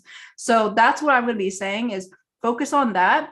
And then you can transfer to other things. Like if you're stuck in a cloud area doing SQL, you focus on the SQL part, focus on the transferable skills, focus on the consulting part, learn about cloud. You don't have to go deep into cloud, but you could already be looking at another thing. Start networking at an area that you're interested in. If you don't even know what you're interested in, but you just know you don't want to be in cloud, network in other areas and see what you're interested in. See like, oh, based off of what I'm doing, do you think I would be able to do what you're doing? And maybe if they say like, oh, we are going to require like presentation skills, then use your current role and try to do presentations. And that way you can just like, hey, so remember when you mentioned this, I've practiced my presentation skills. I've done well in my presentations with my client. Do you have a role that's available that I can do that? Jump over. So really try to focus on that. So even though the title over there may be like, oh, I don't really want cloud, you can still use a lot of those transferable skills and experiences to go somewhere else, especially if you're going in CDP. They're expecting you to be moving around anyways. Hopefully that answers your question. All right, so going back to the actual interview, the Instagram questions. Do you see the big four getting rid of work from home culture? And I think some people have already gone hybrid. Some people have gone on site, and I don't think they're going to be completely getting rid of it because just of how client work is like. So, but what I say is that they're going to be more flexible. So as opposed to like being 100% remote, they may still be like, oh, you can have an exemption to be flexible, to be on site. Or not to be on site, and to be able to provide a good way to be able to do that. So that's what I would say is like, I don't think work from home culture is here to stay, but I think being flexible is here to stay. So it's because I think it's two ways. Like a consulting firm is going to want to cut costs and travel. And at the same time, the client's also going to want to cut costs and travel. So you're still going to be able to work from home. And also, I think a lot of times they may also be like, hey, I'm saving money on rent or saving money on property. Why would I make you forced to go into the office? And even so, I think a lot of people don't even go to the office until like Fridays because they go Monday through Thursday. And just in general, I think like it's not going to budge. They could try, but I don't think it's going to go back to normal again. It's still going to be like flexible. It may not be work from home though. So another person asked, is Accenture a good bridge to have an opportunity at Google? I would say it is. You still need to really be good at your job. You have to be good at tech. You have to be like showing those soft skills. I think there is like a particular culture though that Google's looking for that some people at Accenture may not do well in, because if you're very like go-getter, you're just high performing, but you're not a team player. And actually some of the interview process does ask for that kind of question. You're gonna be like, what? I've never been asked this question. You're usually asked questions like, oh, tell me about a time when you worked in a team where someone's underperforming, something like that. But if you do have like a particular question, they do have Google ask hypothetical questions too. And they can kind of tell if you're spewing bullshit. They want to make sure that you actually know what you're actually going to do. So that's what I would say is that technically, experience-wise, very easy. Actually, a lot of Google recruiters are even poaching Accenture people, and they're even looking for that kind of mindset for solutions architects. But then in general, like I've seen a lot of people coming from Accenture just because in general, you're a high performer, you know tech, you're good at what you're doing. So as long as you're good at your job, it's probably very easy to get into Google. You just need to you just need to outcompete everyone else. That's the hard part. It's not actually that hard to get a job there as long as you're actually a good fit. How do you swerve from tech consulting to product management? So what I'm going to say about this is that there's a lot of different ways you can do it based off of the projects. Like if you're in a functional role, you're probably very similar to that anyways, because you worked with the business side, you work with the users, you worked with the actual technical side. But some roles like technical product management is going to be very difficult. You may want to be more in the technical consultant as opposed to the functional. And if you're in product management, the issue that I had particularly was that in Workday particularly, they actually did not do agile. They did like their version. And I also didn't work with developers. Meanwhile, if you had like a more customized software and you did work with developers, that's even more closely related to product management. So that's what you can do. So I would say like try to find out those gaps, because when I was interviewing for product management roles, I found those were my gaps, was working with developers, because I had no developers. I was the developer person, not really, but the technical person that did it. But even so, it's not the same thing. So if you can have opportunities to work with them and be able to do something in an agile way, you're probably in a very good way. My only thing though is that a lot of product management roles do actually want product management experience. It's like one of those catch 22 that like you're trying to get into product management, but how do you do that if you don't have the experience? So try to find product management roles or very similar product management roles in consulting if you can do that. And then that way it would make it way easier to actually move in. Another thing I realized is that if you're in consulting, it may actually be easier to go into B2B product management. And that's actually someone that I reached out to that came from consulting that went to product management, said that if you're coming from B2B and you want to go to B2C, that's going to be difficult because the way you're thinking about for B2B consulting is different than B2C. So think about that. You may want to focus on that. And then let's say, for example, you're doing Workday financials, you may even focus on fintech first. So that's like a kind of a way to be able to move through too. So think about what your specialty is, your area of expertise, and how you can do that. Darren asks, any perks that people forget to take advantage of in Big Four and Accenture? So if I were to compare to Google, honestly, there's not that many that can compare. But what I will say is that at Big Four and Accenture, I think that you get the opportunity to try so many different projects out there, and you can be in a very high performing team. And so like at least at Google, it would either mean that you're changing a different job or you're doing a side project. But at Accenture or in Big Four, actually, that's not even like specific to them, but it's literally just being able to do any project as long as you can do it. And a lot of times you can actually get the education reimbursed too, or paid for through training. Google does that too, so I can't really say that it's better, but those are the perks I think most people forget about. They're gonna be like, oh, I'm a cog in the wheels, I'm working with a lot of clients. But if you think about it in the way that you actually have all these opportunities to work with people, learn from them, network with people, that's even better. But also just I don't think people forget about this, is that the namesake itself, people are literally poaching from these firms, from Accenture, from Big Four. And then because of that, they're like the first choice usually. And because you're poached, generally you skip the first round with a recruiter. So unless it's not a good fit, then that's what, but I would say that that is a big perk, is the namesake. And yeah, honestly, I don't think that there's anything that people will forget to take advantage of, except for like actually jumping around, try different things, maybe even try, like if you, let's say you are stuck in Workday financials, then try to jump to a different area as your +1 or your side project or business development, so you get to where you want to go. Andre, I think, or Andres. Hey, Christine, great channel and content. People's comment on here make me want to start career focused channel on program as well, especially around resume interview prep. What got you started? So actually what got me started was like during the pandemic. I was like, okay, you know what? I was planning on doing this. Why don't I start now? And it was mostly because a lot of people were actually asking me the same questions when I left, when I graduated from Boston University and went into consulting, tech consulting particularly. And I was like, why am I getting these same basic questions all the time? I might as well make a video and answer them. And that's actually how the why you should be a technology consultant came to be, is like I thought about all the questions that I was asked and I answered them all in one video. And then each time I did a spinoff, like, oh, can you go a little bit more in depth in this? Then I would do a specific video on that. And then one of the things is like I mentioned about tech consulting cases, that not all people had exposure to that. So I was like, what's the best way to do it? Do a mock one or do videos on it, have a program. So that's what I ended up doing, because now you can actually have an idea of how it looked like. I don't want it to be like, here's the golden rail, like this is like what you're supposed to be doing, but it's just an example of how it could look like, and then I'll provide examples of like really objective feedback that definitely can make it better. But I'm not like here to say like, oh, I'm better than you. It's just like a lot of these things you can kind of figure out from the other side of way. Like even if you don't know anything about technology consulting, like, oh, you're talking about a lot of jargon. Maybe the interviewer doesn't know jargon, something like that. I think any layman person could probably figure that out.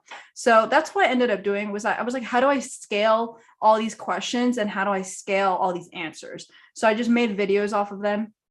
And then I also at one point just found them very fun, because I always ended up helping people. Like if I had friends that say, hey, Christine, I'm trying to go into Accenture. How do I, like, can you help me with my resume? And I'm like, ooh, I love this. And I actually enjoy doing it, because I'm like, how do I treat them like my client. Like I literally ask them like, oh, what have you been doing here? And then blah, blah, blah. That's what I did. But if I do it in a video, I help more people because maybe it's going to serve them also. May not be exactly the same resume, but probably be similar.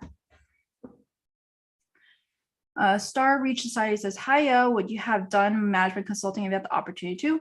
No, I would not.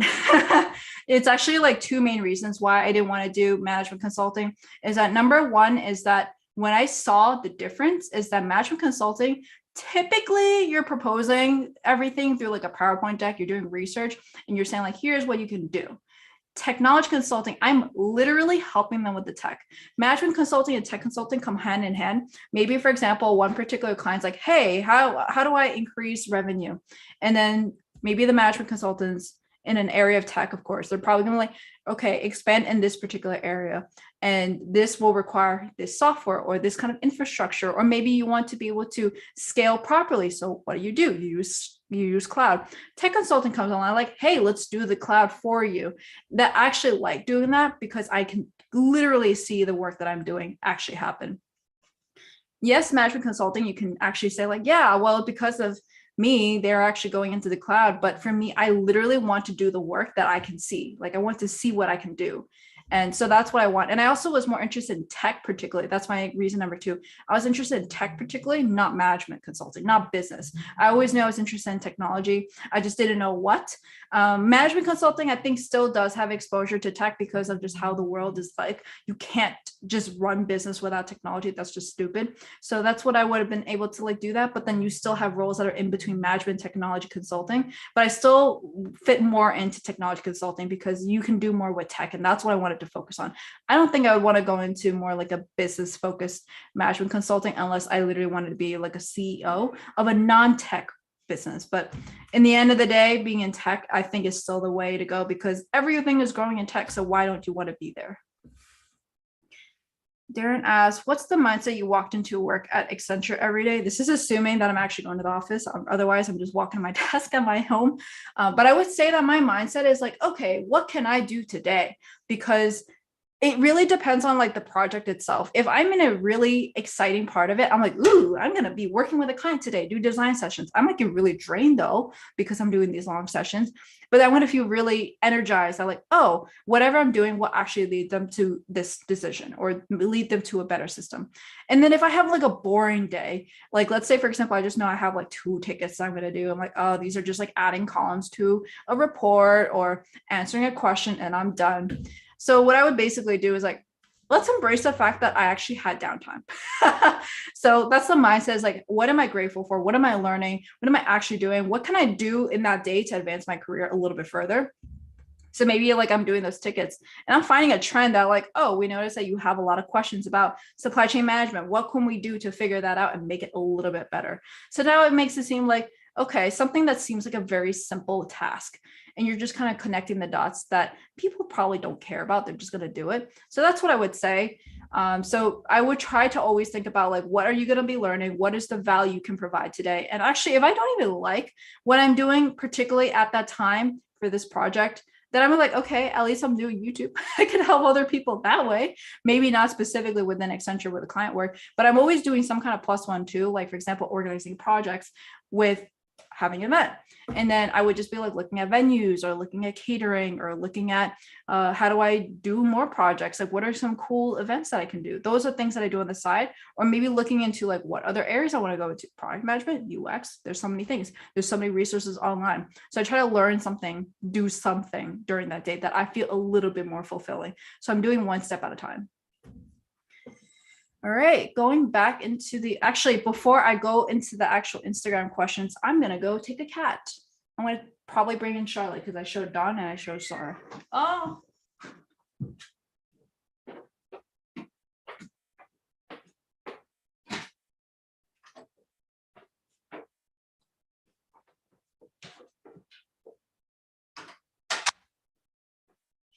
Here. Hi, Charlotte.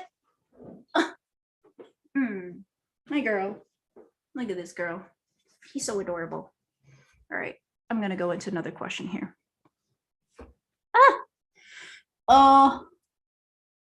All right, this one's a simple question. Are you money motivated? Yes. If you live in New York, you kind of have to be. Otherwise, how are you going to pay your bills? But for me, particularly, I would say that I don't think I will do particular jobs that, let's say consulting or Google, if they don't pay that well. Because how am I going to have the security to do what I want to do right here? So if I'm doing YouTube, I can't really rely on that income. It's very turbulent, and I also don't get paid enough to actually like even live in a very low cost area. So thank you so much for people who are watching. You are supporting me right now. And I also don't think I would do YouTube full time either, because I don't think that's my calling. I think my calling is helping people. YouTube's just one way. So money motivated, I'm more mission motivated though, but money definitely helps. I'm more mission motivated after my money needs are satisfied, because I do have a mortgage, I have 3 cats, and then eventually I do have goals that I need money to be able to do to invest in that area. So another question was, do you work outside work hours? I think I answered that with my work-life balance question though. How do you know what to specialize in tech-wise? So I think this is like really 2 things. One is like, how is the actual industry doing right now? How is the world doing? Like, is there focus on a particular area? Like everyone's talking about blockchain. Then look into it. See, are you even interested in blockchain? Is this something you're interested in the very first place, or you're interested because everyone else is? If you're interested because everyone else is, maybe like learn the ropes a little bit. See at least like if this is something you're interested in. But then you truly want to do, is this actually what you see yourself doing? Or you could always use it as a like a little like a stepping stone. Like maybe there's something particularly about this that you're like, oh, I could do the next thing. Maybe I could do cryptocurrency, whatever. But try to look into that and be intentional with your career. I think I'm always talking about that in consulting or talking about that in general. Be intentional that you're actually doing something that you want. Don't specialize just because that's what everyone's doing, and that's because that's the area that's growing. Otherwise, you're going to be living what everyone else does. And if it is something that is more trendy, like, ooh, blockchain is big right now, NFT is big right now, then every time you do that, there's going to be a new trend, and you're going to be jumping to the new trend. But you want to eventually stick to something and really do well in it. And then maybe if you want something new, then you look out, see what you're personally interested in, not what other things are doing. Because maybe, let's say Workday is something that's big right now, probably, and then the next big technology comes. Are you going to jump, or you're going to go for something that's turbulent? Because there's always some kind of risk involved. Tips on working from home and not getting distracted. That's very hard when you have cats. Like if I have cats just like sitting around here, I'm gonna just like pet them. But at the same time, like I have like a really good focus, or I have really not good focus. Like if I'm doing something, that's all I'm doing right now. I don't really have this like distractions nearby. But if I am like in a very state of not being focused, I can't focus at all. So it's either like all or nothing. I can't multitask. I have to just do one thing. This is actually very similar to like why, if I'm actually supposed to be speaking and then I'm supposed to be doing something, sometimes I might actually write something that I'm speaking. I'm like I can't even multitask on that. So at the same time, I can't multitask either when it comes to listening to music and doing something, because I either tune out the music, or I'm only working, or I can only listen to the music. I can't do one or the other. So just really figuring out like what is the best way that works for you. Experiment, because that's actually what I did. And one thing that I do is that I actually have like a button here. Click that button. I think this camera's not going to show it that well, but it's lit. It's a button that literally lights up. And for that particularly, that's usually a good way to show Addison, who's on the other side, to say like, do not disturb me. I'm either on a call or I want to really focus. So that's a good thing too, if you're constantly working over each other and you have people that you're working with in the same apartment, or your significant other that you're living with. That's what I do. And I actually do have a video coming up on that, because someone asked like, how do you work from home with a significant other? And there's so many distractions, like, oh, now I gotta go get lunch. So actually that's one of the reasons why I like being in the office, is because I don't have to think about lunch. I don't have to think about, oh, putting something in the microwave or actually preparing food and then be like distracted from my mojo. I could literally just like, oh, go up and then continue working in the cafe. That's it. So sometimes being in the office does help, or at least having a way where you could plug away. And then I also make sure that my phone does not have notifications at the front. In general, this is not even just during work hours. In general, I don't have any notifications unless it's like a phone call. So that way I know it's more urgent because I have to pick it up. But text messages, I don't put it on there. Work messages, I also don't put on there. So if I'm in a meeting and someone's pinging me on the side, I'm not distracted by that. All right, last question on this Instagram page before I go back to the live chat here. This summer, I'll be interning as a data analyst at Accenture. Any advice? Actually, it's pretty similar to my advice in general with starting a new job. It's just like learn as much as you can. So I'm going to just move on. And then before I do that, I'm going to go look into the live chat.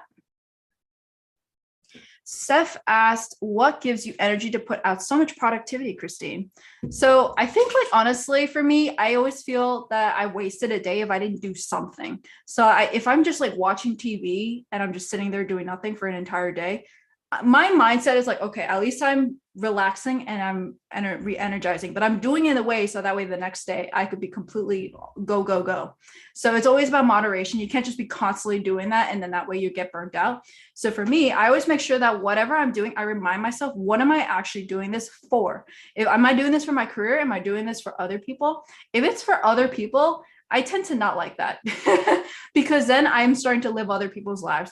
However, if I like to help people, that's a little bit different than to do someone else's stuff. It's like, if I like to help people, then I feel like, oh, I can help them because I have the ability to. I give them back to the community for that reason. So sometimes I just like to see a project through, and that's truly the reason why a lot of things happen is I want to be monetized. I want to get that done, hit that goal. And then I also get really disciplined too. Like I put it on my calendar. If I see it on my calendar, I'll do it. I actually see this happen whenever I go to the gym, is that if I put it on the calendar, I'll do it. If I don't put it on the calendar, I'm not going to do it. Even if I want to do it, it's the same thing. It's just all mental for me, is knowing what actually works for me. If I put it on the calendar, I'll do it. If I see editing in this video and then I get reminded about like, oh, if I planned ahead of time, like, let's say I have my vacation actually to Vancouver and Seattle, May 6th and May 6th through May 16th, which by the way, if you're in Vancouver and Seattle and you're in that area at that time, let me know. We could probably meet up. So for that particularly, now I'm going to know like, okay, I'm going to have like missed opportunity of productivity if I just don't do anything right now. So I have to prepare for that. Like, how am I going to prepare a video during that time? Of course, I'm going to be vlogging, but you still got to be like, okay, well, for my Thursday video, I need to have something ready. So I have to plan ahead of time. So really planning ahead of time is easier for me to actually be productive now, because I'm making sure that if anything were to be slipped up, I have room for slip up. But if I completely forgot something, at least I'm not like forgetting about everything. I've tried my best, and then I will be better the next time. So that's how I've been doing, is like I manage my time based off of what I have coming up, and then I try that. All right, personal question. Are you open with your goals, and what are you working towards? Do you believe moving in silence? What does that mean? Are you open with your goals? So my goals right now are just like, is really just do my job right now really well, because I just started. Even though I eventually want to go to product management, the only way to do that is if I can show people I can do a good job anyways. Otherwise, like, why would they make me transfer if I don't even do a good job? So I really want to learn as much as I can about my role, my particular work, and then my team, my entire way at Google. So that's what I've been doing. And then one of the goals too is that I do have a lot in store for TCC, Technology Consulting Community. So definitely check out that and join the community if you're interested in technology consulting. Something that I'm really trying to kick up now that I don't have a conflict of interest with Accenture. So that's a big goal that I have for this year, and a lot of plans in store for this year. Are you open with your goals with people around you? Yeah, I definitely do that. Actually, I always try to surround myself with goal-oriented people, and the only way to do that is to talk about goals. And if they don't even want to talk about that, I'm like, why am I with you? I don't want to make it seem like I'm just using them. So, but I really like to surround myself with very productive people that do care about you, but at the same time care about them. So that way, if you're, let's say you want to go spend a whole weekend to work on your YouTube channel, they're going to be understanding about it. But if you're like, oh, but you're supposed to hang out with me. Like, there's one thing that if I already had something scheduled with you and I'm like, nah, I'm going to work on my YouTube channel. Like, no, that's not what I'm going to do. But I will at the very least try to be there for them when I schedule it. But then they also do understand when I have my own goals. So maybe they have financial goals and I can't go out to eat some expensive food all the time. That's one thing. Maybe they do want to get like some personal goals, and I'm like, I'm going to be all in support. So constantly having goal oriented around around goal-oriented people around me actually helps me and helps them. So I try to talk about my goals. I always say like, oh, this is what I'm going to try to do next. I think the only time I hate talking about goals is if they're just going to be like, oh, Christine, you're always trying to do the next big thing. When are you going to just relax? I'm like, I am relaxing, just my own way. The other thing is like, if they talk about like, oh, you have such high goals, like, well, how are you going to get there? Like, there's no way you're going to be doing that. I'm like, then I cut them out, because clearly, like, I am a dreamer, but I am also setting goals to be able to have that dream. I'm not just having that dream and not doing anything about it. So I'm always about action rather than the goals, to be honest. But I'm always so happy when I hear about people actually taking actions towards those goals. And they can always change their goals. I'm not like so rigid about like, oh, next year I want to be a millionaire. And they're like, yeah, I'm not a millionaire. I have like so much debt. And I'm completely fine with that. It's really just like having those goals means you have something to look forward to. Star Reach Society asks, what did you study in university? So I actually studied business at Boston University, and I concentrated in finance, management, information, and strategy and innovation. Darren asks, how did you transition from college to a job? I feel like I've gone super lazy because of online and hybrid classes. Like, honestly, the irony is that a lot of your jobs are still probably going to be hybrid. You're probably still going to be either working from home or you're going to be going into the office. It's the same thing. But in some cases, like, you may actually have adapted better than people who haven't come from like a virtual or hybrid way. So I think a lot of ways is like, how do you be efficient with your time? It's a different way of seeing things, because you could say it as like, oh, if you're being efficient with your time, technically you're being lazy because you're trying to figure out what to do with the shortest amount of time with the most impact. You could do that too. But the other way around is that, and actually I found this video, like, lazy people are very smart for that reason. And I don't want to call myself lazy, but I like to say that I work smart and not just work hard. I like to work hard and smart, not to say that I'm not working hard. So that's what I like to say. But I would say that transitioning from college to a job, as long as you have like actual practical experience, or you want to learn those practical experience, you can always be very upfront. And I remember talking to Marie Talks about this, about the apprenticeship program, because some people literally don't know how to work in corporate. They're like, I need to take time off to go to the doctor. No, sometimes you don't have to. It's like those tiny little things where you like think you need to clock in and clock out. So you have to kind of rewire your way of thinking of how to work. And I think everyone's going to have to do that, even if you're coming from another consulting firm, just rewiring yourself. You're just in a new place like them. And everyone's going to know that you're a student. You probably did not have a traditional path, but anyways, because you came from the pandemic, like everyone else is like working virtual, or maybe you couldn't get a job because everyone else is trying to get a job. Everyone's going to be understanding, as long as you're willing to learn and absorb everything and try and adapt off of it. Amina says, come to Toronto. Vancouver is beautiful, I've heard. I actually wanted to come to Toronto for a Memorial Day weekend in the US, but at the end of the day, no one was able to go during the time. So who knows? We'll get, I definitely have it on my plan to come. I have gone before with my family, but I haven't gone with Addison. So I'll eventually go. Probably, I don't know. I have actually a lot of PTO plans, so I don't have time for Toronto this year, but maybe next year. Steph says, that serves a great purpose. Think about what you're doing this for and plan ahead. Yep. And I even have a video on like time management, and that's what I do. Is like, I think about what I'm going for, what am I going for, breaking down the goals itself into the smaller chunks, and then breaking them even smaller. So it's like not just goals, but actions or tasks. Moving in silence means not sharing your goals with other people, keeping it to yourself, and not opening up too soon. I think like there is sometimes where I don't move. When I do move in silence, it's because if I have a very lofty goal, but I haven't done the research to see how it even gets to that point, like, oh, how do I get monetized on YouTube? At a certain point, that was a lofty goal, but I did not look into it. And then it kind of makes it seem like I'm just saying that just to say it. But to actually show people I'm serious about it, I'm going to be like, this is what I'm going to be doing. So I probably would only be speaking about my goals when I've actually done the research and I actually am going to commit to it. Because when I say it, I commit to it. If I don't say it, it's just like, why do I even have this goal in the first place if I'm just going to say it and not do it? All right. Going back to the Instagram questions. How to say switch from sales to product? Unfortunately, I don't think I have the background for that, so I can't answer that. How are you liking your new job so far besides the perks? I actually really like my new job because of the team, the culture. The day-to-day is definitely different, but I definitely enjoy it because it's still like it checks all the boxes that I want. I want to be able to work with data. I want to work with clients. I want to work with new different features all the time. And especially working at a tech company now, as opposed to consulting firm, like the new updates that I get, I'm the first one to hear so I can help out actual clients with it, as opposed to hearing it down the grapevine when it actually is the time for me to implement it. So I can always like provide feedback back upwards and say like, hey, why are we doing this? And then we can actually provide a solution. See the actual, we have an incubator internally, and that's actually really cool within just the shopping part.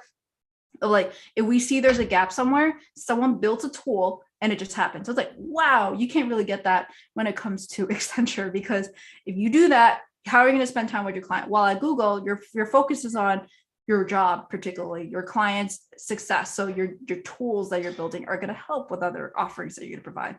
So it's slightly different mindset. So I want to say that I like it because of the mindset is a little bit different. The culture shift is a little bit different.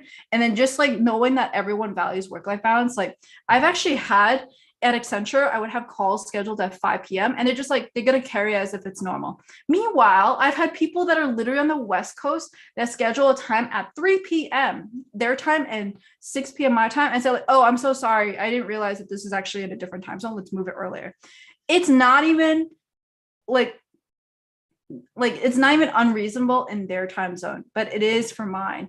And they're actually willing to change it for that reason. So it's like supposed to be mutually helpful, beneficial for both of us, because they know like we're trying to leave at 6 p.m. even though at that time it's like 3 p.m. So I would say like that's something that was definitely different. And there's even something like, oh, we see that there's like a 5 p.m. call. Let's move it to another day. Or Fridays, like, oh, you don't want to do work on Friday? Completely fine. Do it on Monday. Completely fine. Again, it depends on how urgent the actual work is and how important it is. But that's like what I've noticed is actually something that I liked is like the culture of work-life balance within my team. I can't say for everywhere in Google. Is it better to stick with one firm long-term? I would say financially, you should be jumping around because every time you jump around, you're going to get a higher boost of income. But if you were to go to like a completely different company model, like tech, you may get a salary boost. If you were to go to a traditionally lower income bracket, like nonprofit, you're probably going to get a lower one. But if you're just doing it for your career, particularly, then that's a little bit different story, because then you're going to go for like maybe you care more about your role, like maybe you want to get a promotion, that kind of thing. Then you probably should do that. The only reason why I would actually say like stay within the firm is if you really enjoy the firm and you actually feel like you're really drawn to the actual firm itself.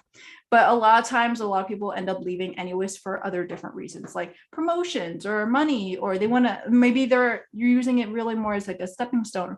If you want to be a managing partner, another way to do it is if you're actually like a high performer, you probably will get promoted, but sometimes it's just so hard to actually make that jump because they're like either interviewing other people and they're like really, really good. And then you're competing internally as well. But then a lot of people end up moving anyways if they get poached, and poaching is like probably the best way to do what you want to do. So I would say like if you want to stick to one firm, you may not do as well compared to someone jumping from firm to firm financially and maybe even promotion wise. But when it comes to respect, if someone sees like, oh, you've been at a firm for 10 years and you're managing director, you're going to get a lot more respect than someone who just came right in, because you have to actually build your reputation again. Highest paying non-coding tech job, honestly, probably product management. Probably something in security too, and blockchain. I don't actually know what kind of non-coding roles are going to be that, but that's what I'm going to say. At least I only know blockchain is a big area, but I don't know what are the non-coding ones of those. But I definitely know product management is up there. And I think a lot of security roles are also up there.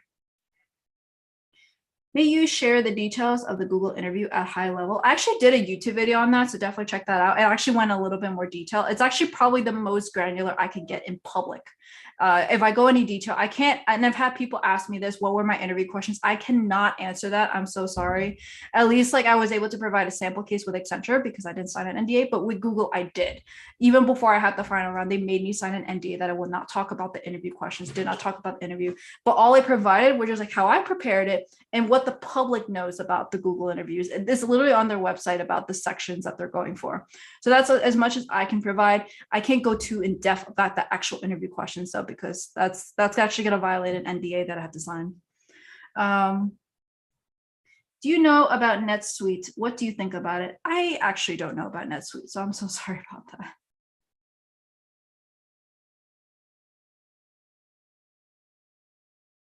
Did I answer all the questions?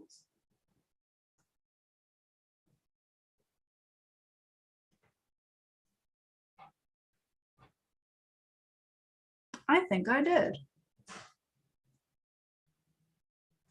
Yeah, I did actually. Wow. So that makes it a 2-hour live stream. That's definitely longer than my first time. Well, thank you so much, everyone. If you have any other questions, leave me down in the chat. I'm going to stay here for like 5 more minutes for any questions that are going to be coming in. But those are all the questions that I got from Instagram or people who commented or DM'd me. Oh, so Nub asked, have you ever thought about starting your own business? Technically, YouTube is a business. So I guess that does count. I'm actually thinking about creating an LLC off of it, making 2, one for TCC, for technology consulting community, and one for myself. So I have my YouTube, my podcast, my Rover side business, anything that I want to do, like that's particularly for me. I want to kind of isolate that. So that way it's not just like me doing it, that I eventually can employ people. So there's some kind of legal structure for it. Of course, my tax returns are going to be a little bit different now because it won't be sole proprietorial, it'll actually be an LLC. But that, I guess, is a business. I did have an idea of something that I do need, like how I mentioned before, that I'm money motivated because I need money to do this particular idea I have. I will let you know it's not a startup. It is an actual idea that if you heard it, you would know, like, yeah, that's something Christine would do. So I guess that's already a hint right there of like what it could be. So that's what I would say is like, I would probably start a business once I have the money for it, honestly. And I even spoke to my boyfriend about this, and he even said like, oh, this is something you could actually leave your job for if it really does well. And I'm like, yeah, I would too. I probably would. But the thing is, I still like having a job because then I get the stability where I could do whatever I want on top of it. But if I ever really want to be like my own boss, that's like what really scares me, honestly, is like your income is based off of the effort you provide. And for me, I honestly really, really value work-life balance. I think everyone kind of has some kind of like misconception that if you're your own boss, you get to work your own hours. No, technically you do, but to even be able to make any solid income or be able to do anything, you need to actually take a leap of faith, and you're going to probably have to work way more hours, and you're probably going to make very little money because you just started out on your job. So let's say you're trying to be a consulting firm. How are people going to trust you if you haven't shown people that you can do the work? So that's actually what I've been doing with career coaching, which is something that will be under my LLC, is that I started my career coaching to be like $15, $20 an hour. Very, very freaking low for US standards. It's actually minimum wage. It may even be lower than minimum wage in some states. But now I've actually gone as high as like 100 to 120 because I've made my reputation so I can actually say I'm whatever I'm providing does work. And because of that, I can increase the price. And if I keep on keeping it cheaper, I'm not going to value my time that well because I'm going to get so many people requesting to do career coaching. And the only way to do is like I increased my rates for the private coaching, and then I did the free ones through my YouTube channel, so both people can actually get benefits other than watching my YouTube videos. So that's like a business, I guess, is like just in general. And I'm literally gonna probably call it like Christine Wong Ventures or something like that. I'm always interested in doing something a little bit different. Quits by gas, is traveling still a thing for Accenture? I signed the offer forgetting we're still dealing with COVID. You're still going to travel. I think like not all roles are treated the same though. Let's say, for example, my boyfriend's role, he's a technical consultant, technically an integrations consultant. His role, even pre-COVID, did not travel that much. It was probably like once a year, maybe not even, maybe like when a project actually requires it, or if there's like a fire to put out and he has to be there for maybe like on site or something for like a go live. But when it comes to a functional consultant or a management consultant or a little bit more of like a client facing role, you're probably going to still see them at like very desirable times. Like let's say a design session, you're doing it virtually, and I've done it virtually for in January when I had that.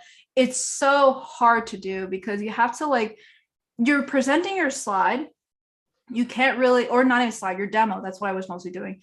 And then how are you going to read the room at the same time? It's a little bit harder than if you're like presenting and then you look at the room and you look at what everyone's body language is, or if maybe you notice that someone's not even there.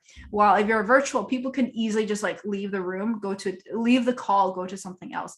If you're in person, you don't really get that. You're kind of tuned in person because that's all you have to do, unless you're literally typing along and you could call them out. So I would say honestly that you will still travel, but again, it depends on the roles, because some roles are probably going to be more travel based, like functional consulting, business side of it, more client facing one. But some roles like technical consultant may not travel as much anyways, pre-COVID or post-COVID. And you may even have less now because of the post-COVID.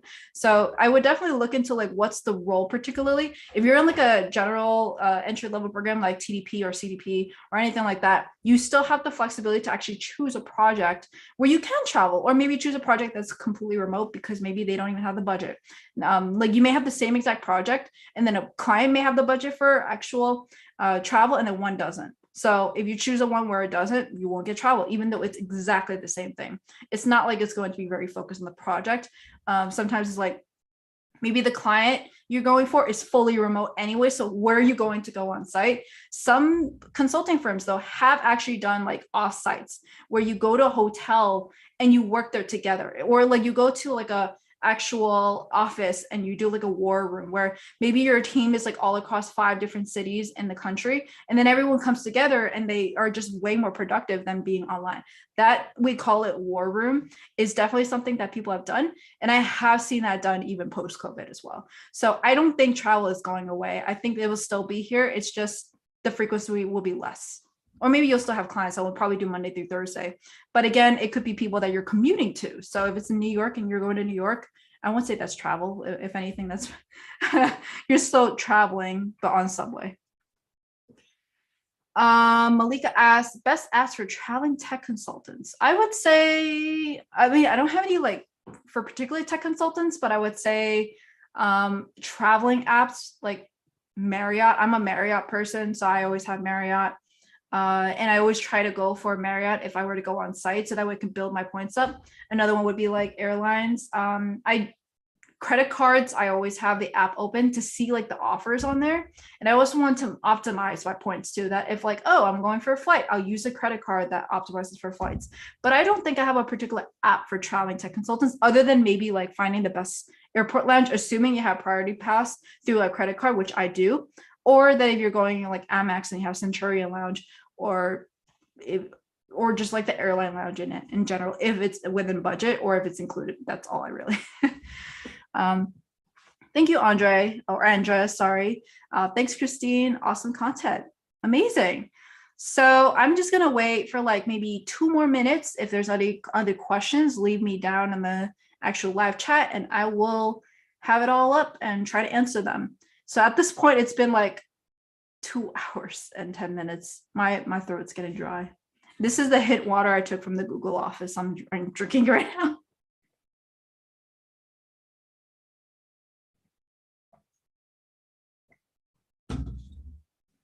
As a little bonus, I'm actually going to bring out some of the Rover cats. I have 2 Rover cats staying with me.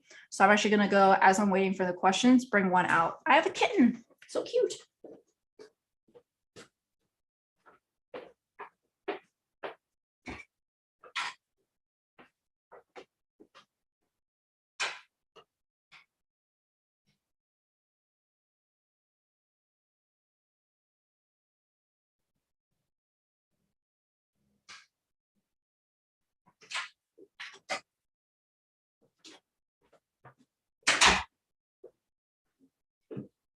So this is a Rover cat. So adorable. 6-month-old kitten. It's an American curl breed. So that's why like the ears are like that. It's curled up like that. Like if you see the side, you can see it's really curled. So her name is Boba. She's actually been staying here since Tuesday and will be leaving us on Tuesday. So cute, so adorable. Oh my God. Aww. I love kittens. They're so adorable. Thanks for all info, advice. Stay awesome, Christine. Been following your channel ever since I jumped into tech. Love the work you do. Keep on going, Christine. Thank you. Are you familiar with advanced application engineer role? Can't find many detailed videos about what to expect. Actually, that's actually some of my friends did that. They came from TDP and they got a different role because they're actually a little bit more on a technical role. But it really is actually depending on the area you are in within Accenture. And some of the roles are going to be very, oh my God, don't be too crazy. So some of the roles are actually pretty similar. Even though they have different titles, they're going to be doing the same thing. So just imagine as like your technical, it's not actually going to be like application engineer. You're not programming anything. You may actually just do more technical consulting, but that's what I would say. Malika asks, how can I set boundaries with my teams regarding hours I work? I am an associate tech consultant and my boss called me at 8 p.m. to jump on a meeting. Oh, that's rude. So I would say, like, first off, is that the culture that your firm has? Is that the culture your team has? Oh my God, why are you hissing? Why are you hissing? All right. Did you see that? But all right, if you hiss one more time, I'm going to bring you back. So I would say that you want to be able to say, like, why are you setting boundaries? Is it because you have something to do? Provide that reason. If you just simply want to set 9 to 5, then I would see, like, is that the culture at your firm that you do set the 9 to 5 and maybe this boss is just not being as flexible? Or if maybe this boss is filling into that culture where everyone's working all around the clock. So then you want to let them know. And then that way, like, they can be a little bit more understanding. But at the same time, you kind of have to be expected that, like, if this is the culture of the firm, maybe you're going to be stuck with it because everyone's going to think this is normal and think that you're going to need to do it for the job anyway. So, oh, okay, I have to send her back.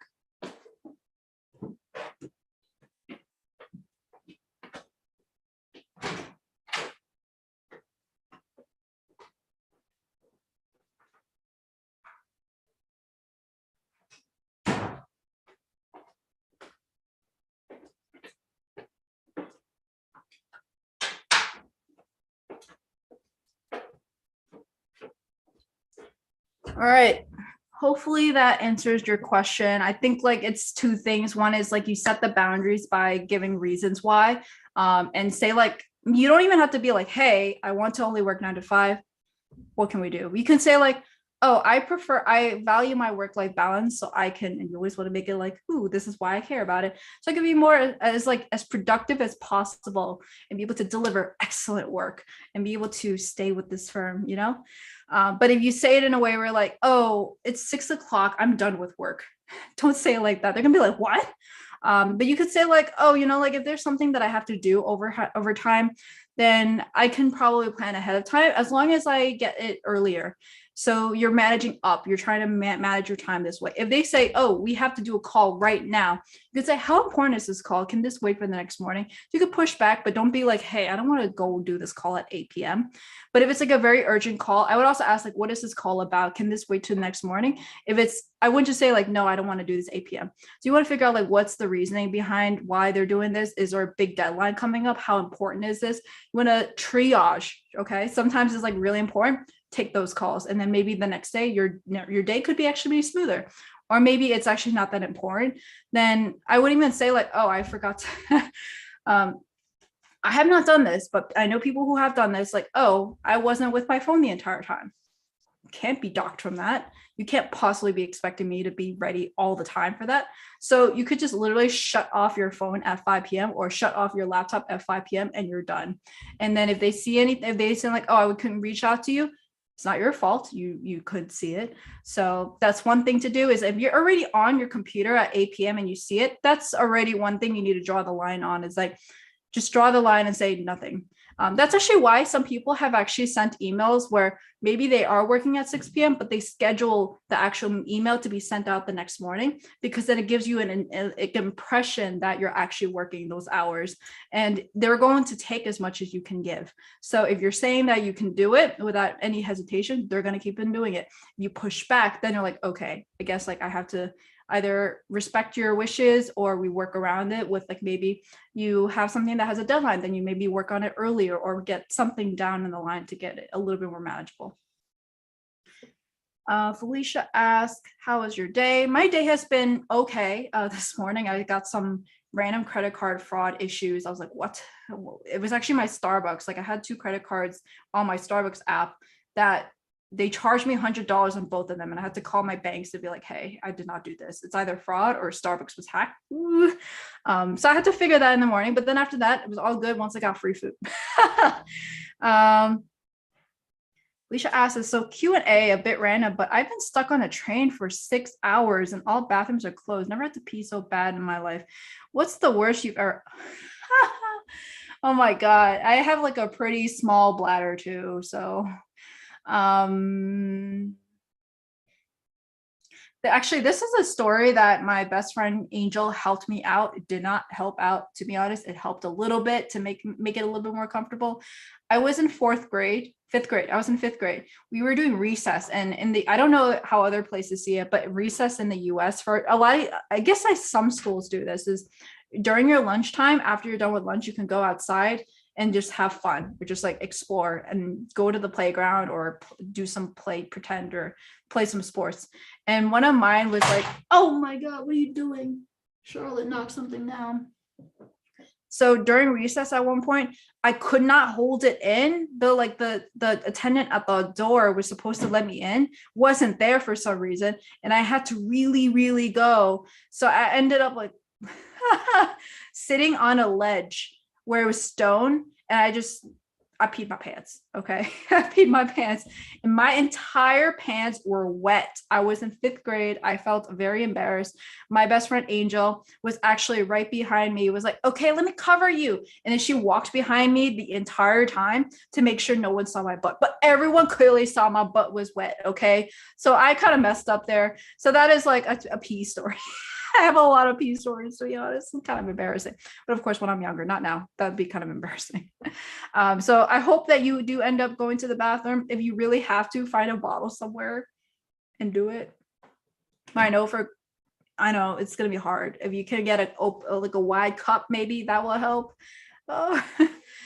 Code Swaggy, just so to clarify, so if my role consists mostly being a tech consultant for clients, who will be doing the coding, or is it a mixture of consulting program? It's the second one. It's a mixture of consulting and programming. And actually that's what my boyfriend's doing.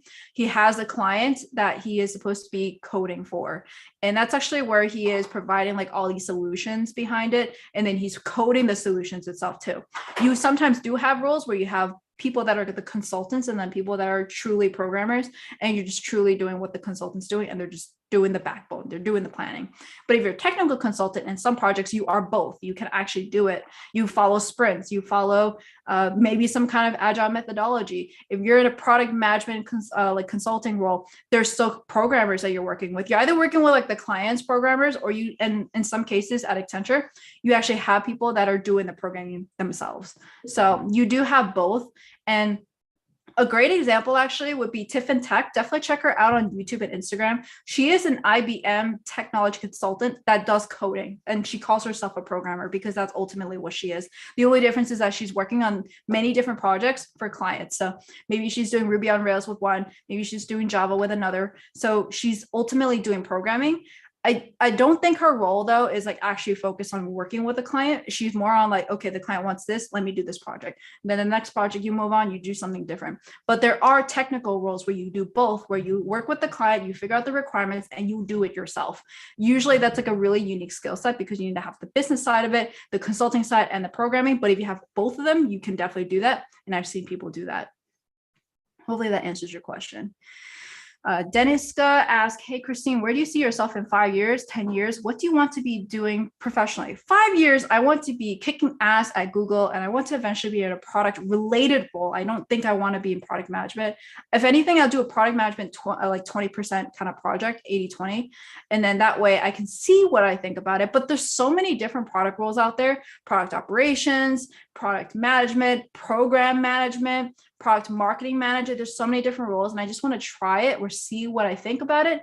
10 years down the line, I might be doing something with a product, but I don't know if I'll be staying at Google. Maybe I still will, but remember that little entrepreneurial idea I have? Who knows? Maybe that's going to be what's going to happen in 10 years, but I'm not in a huge rush to make that happen because it's a big difference from my day to day. And I probably will value work-life balance because I still want to be able to do what I want to do, what I can do, as well as actually being able to have a healthy life and having good sleep, and also being able to have my own family at a certain point.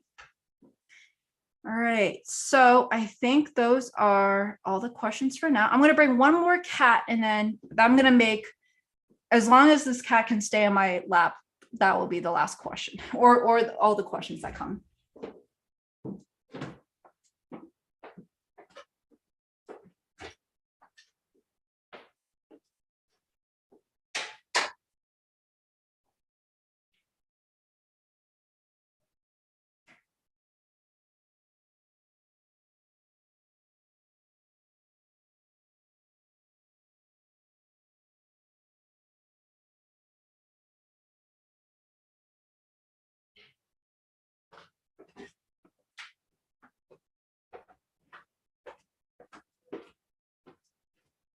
So this cat is another rover cat, boarding with me.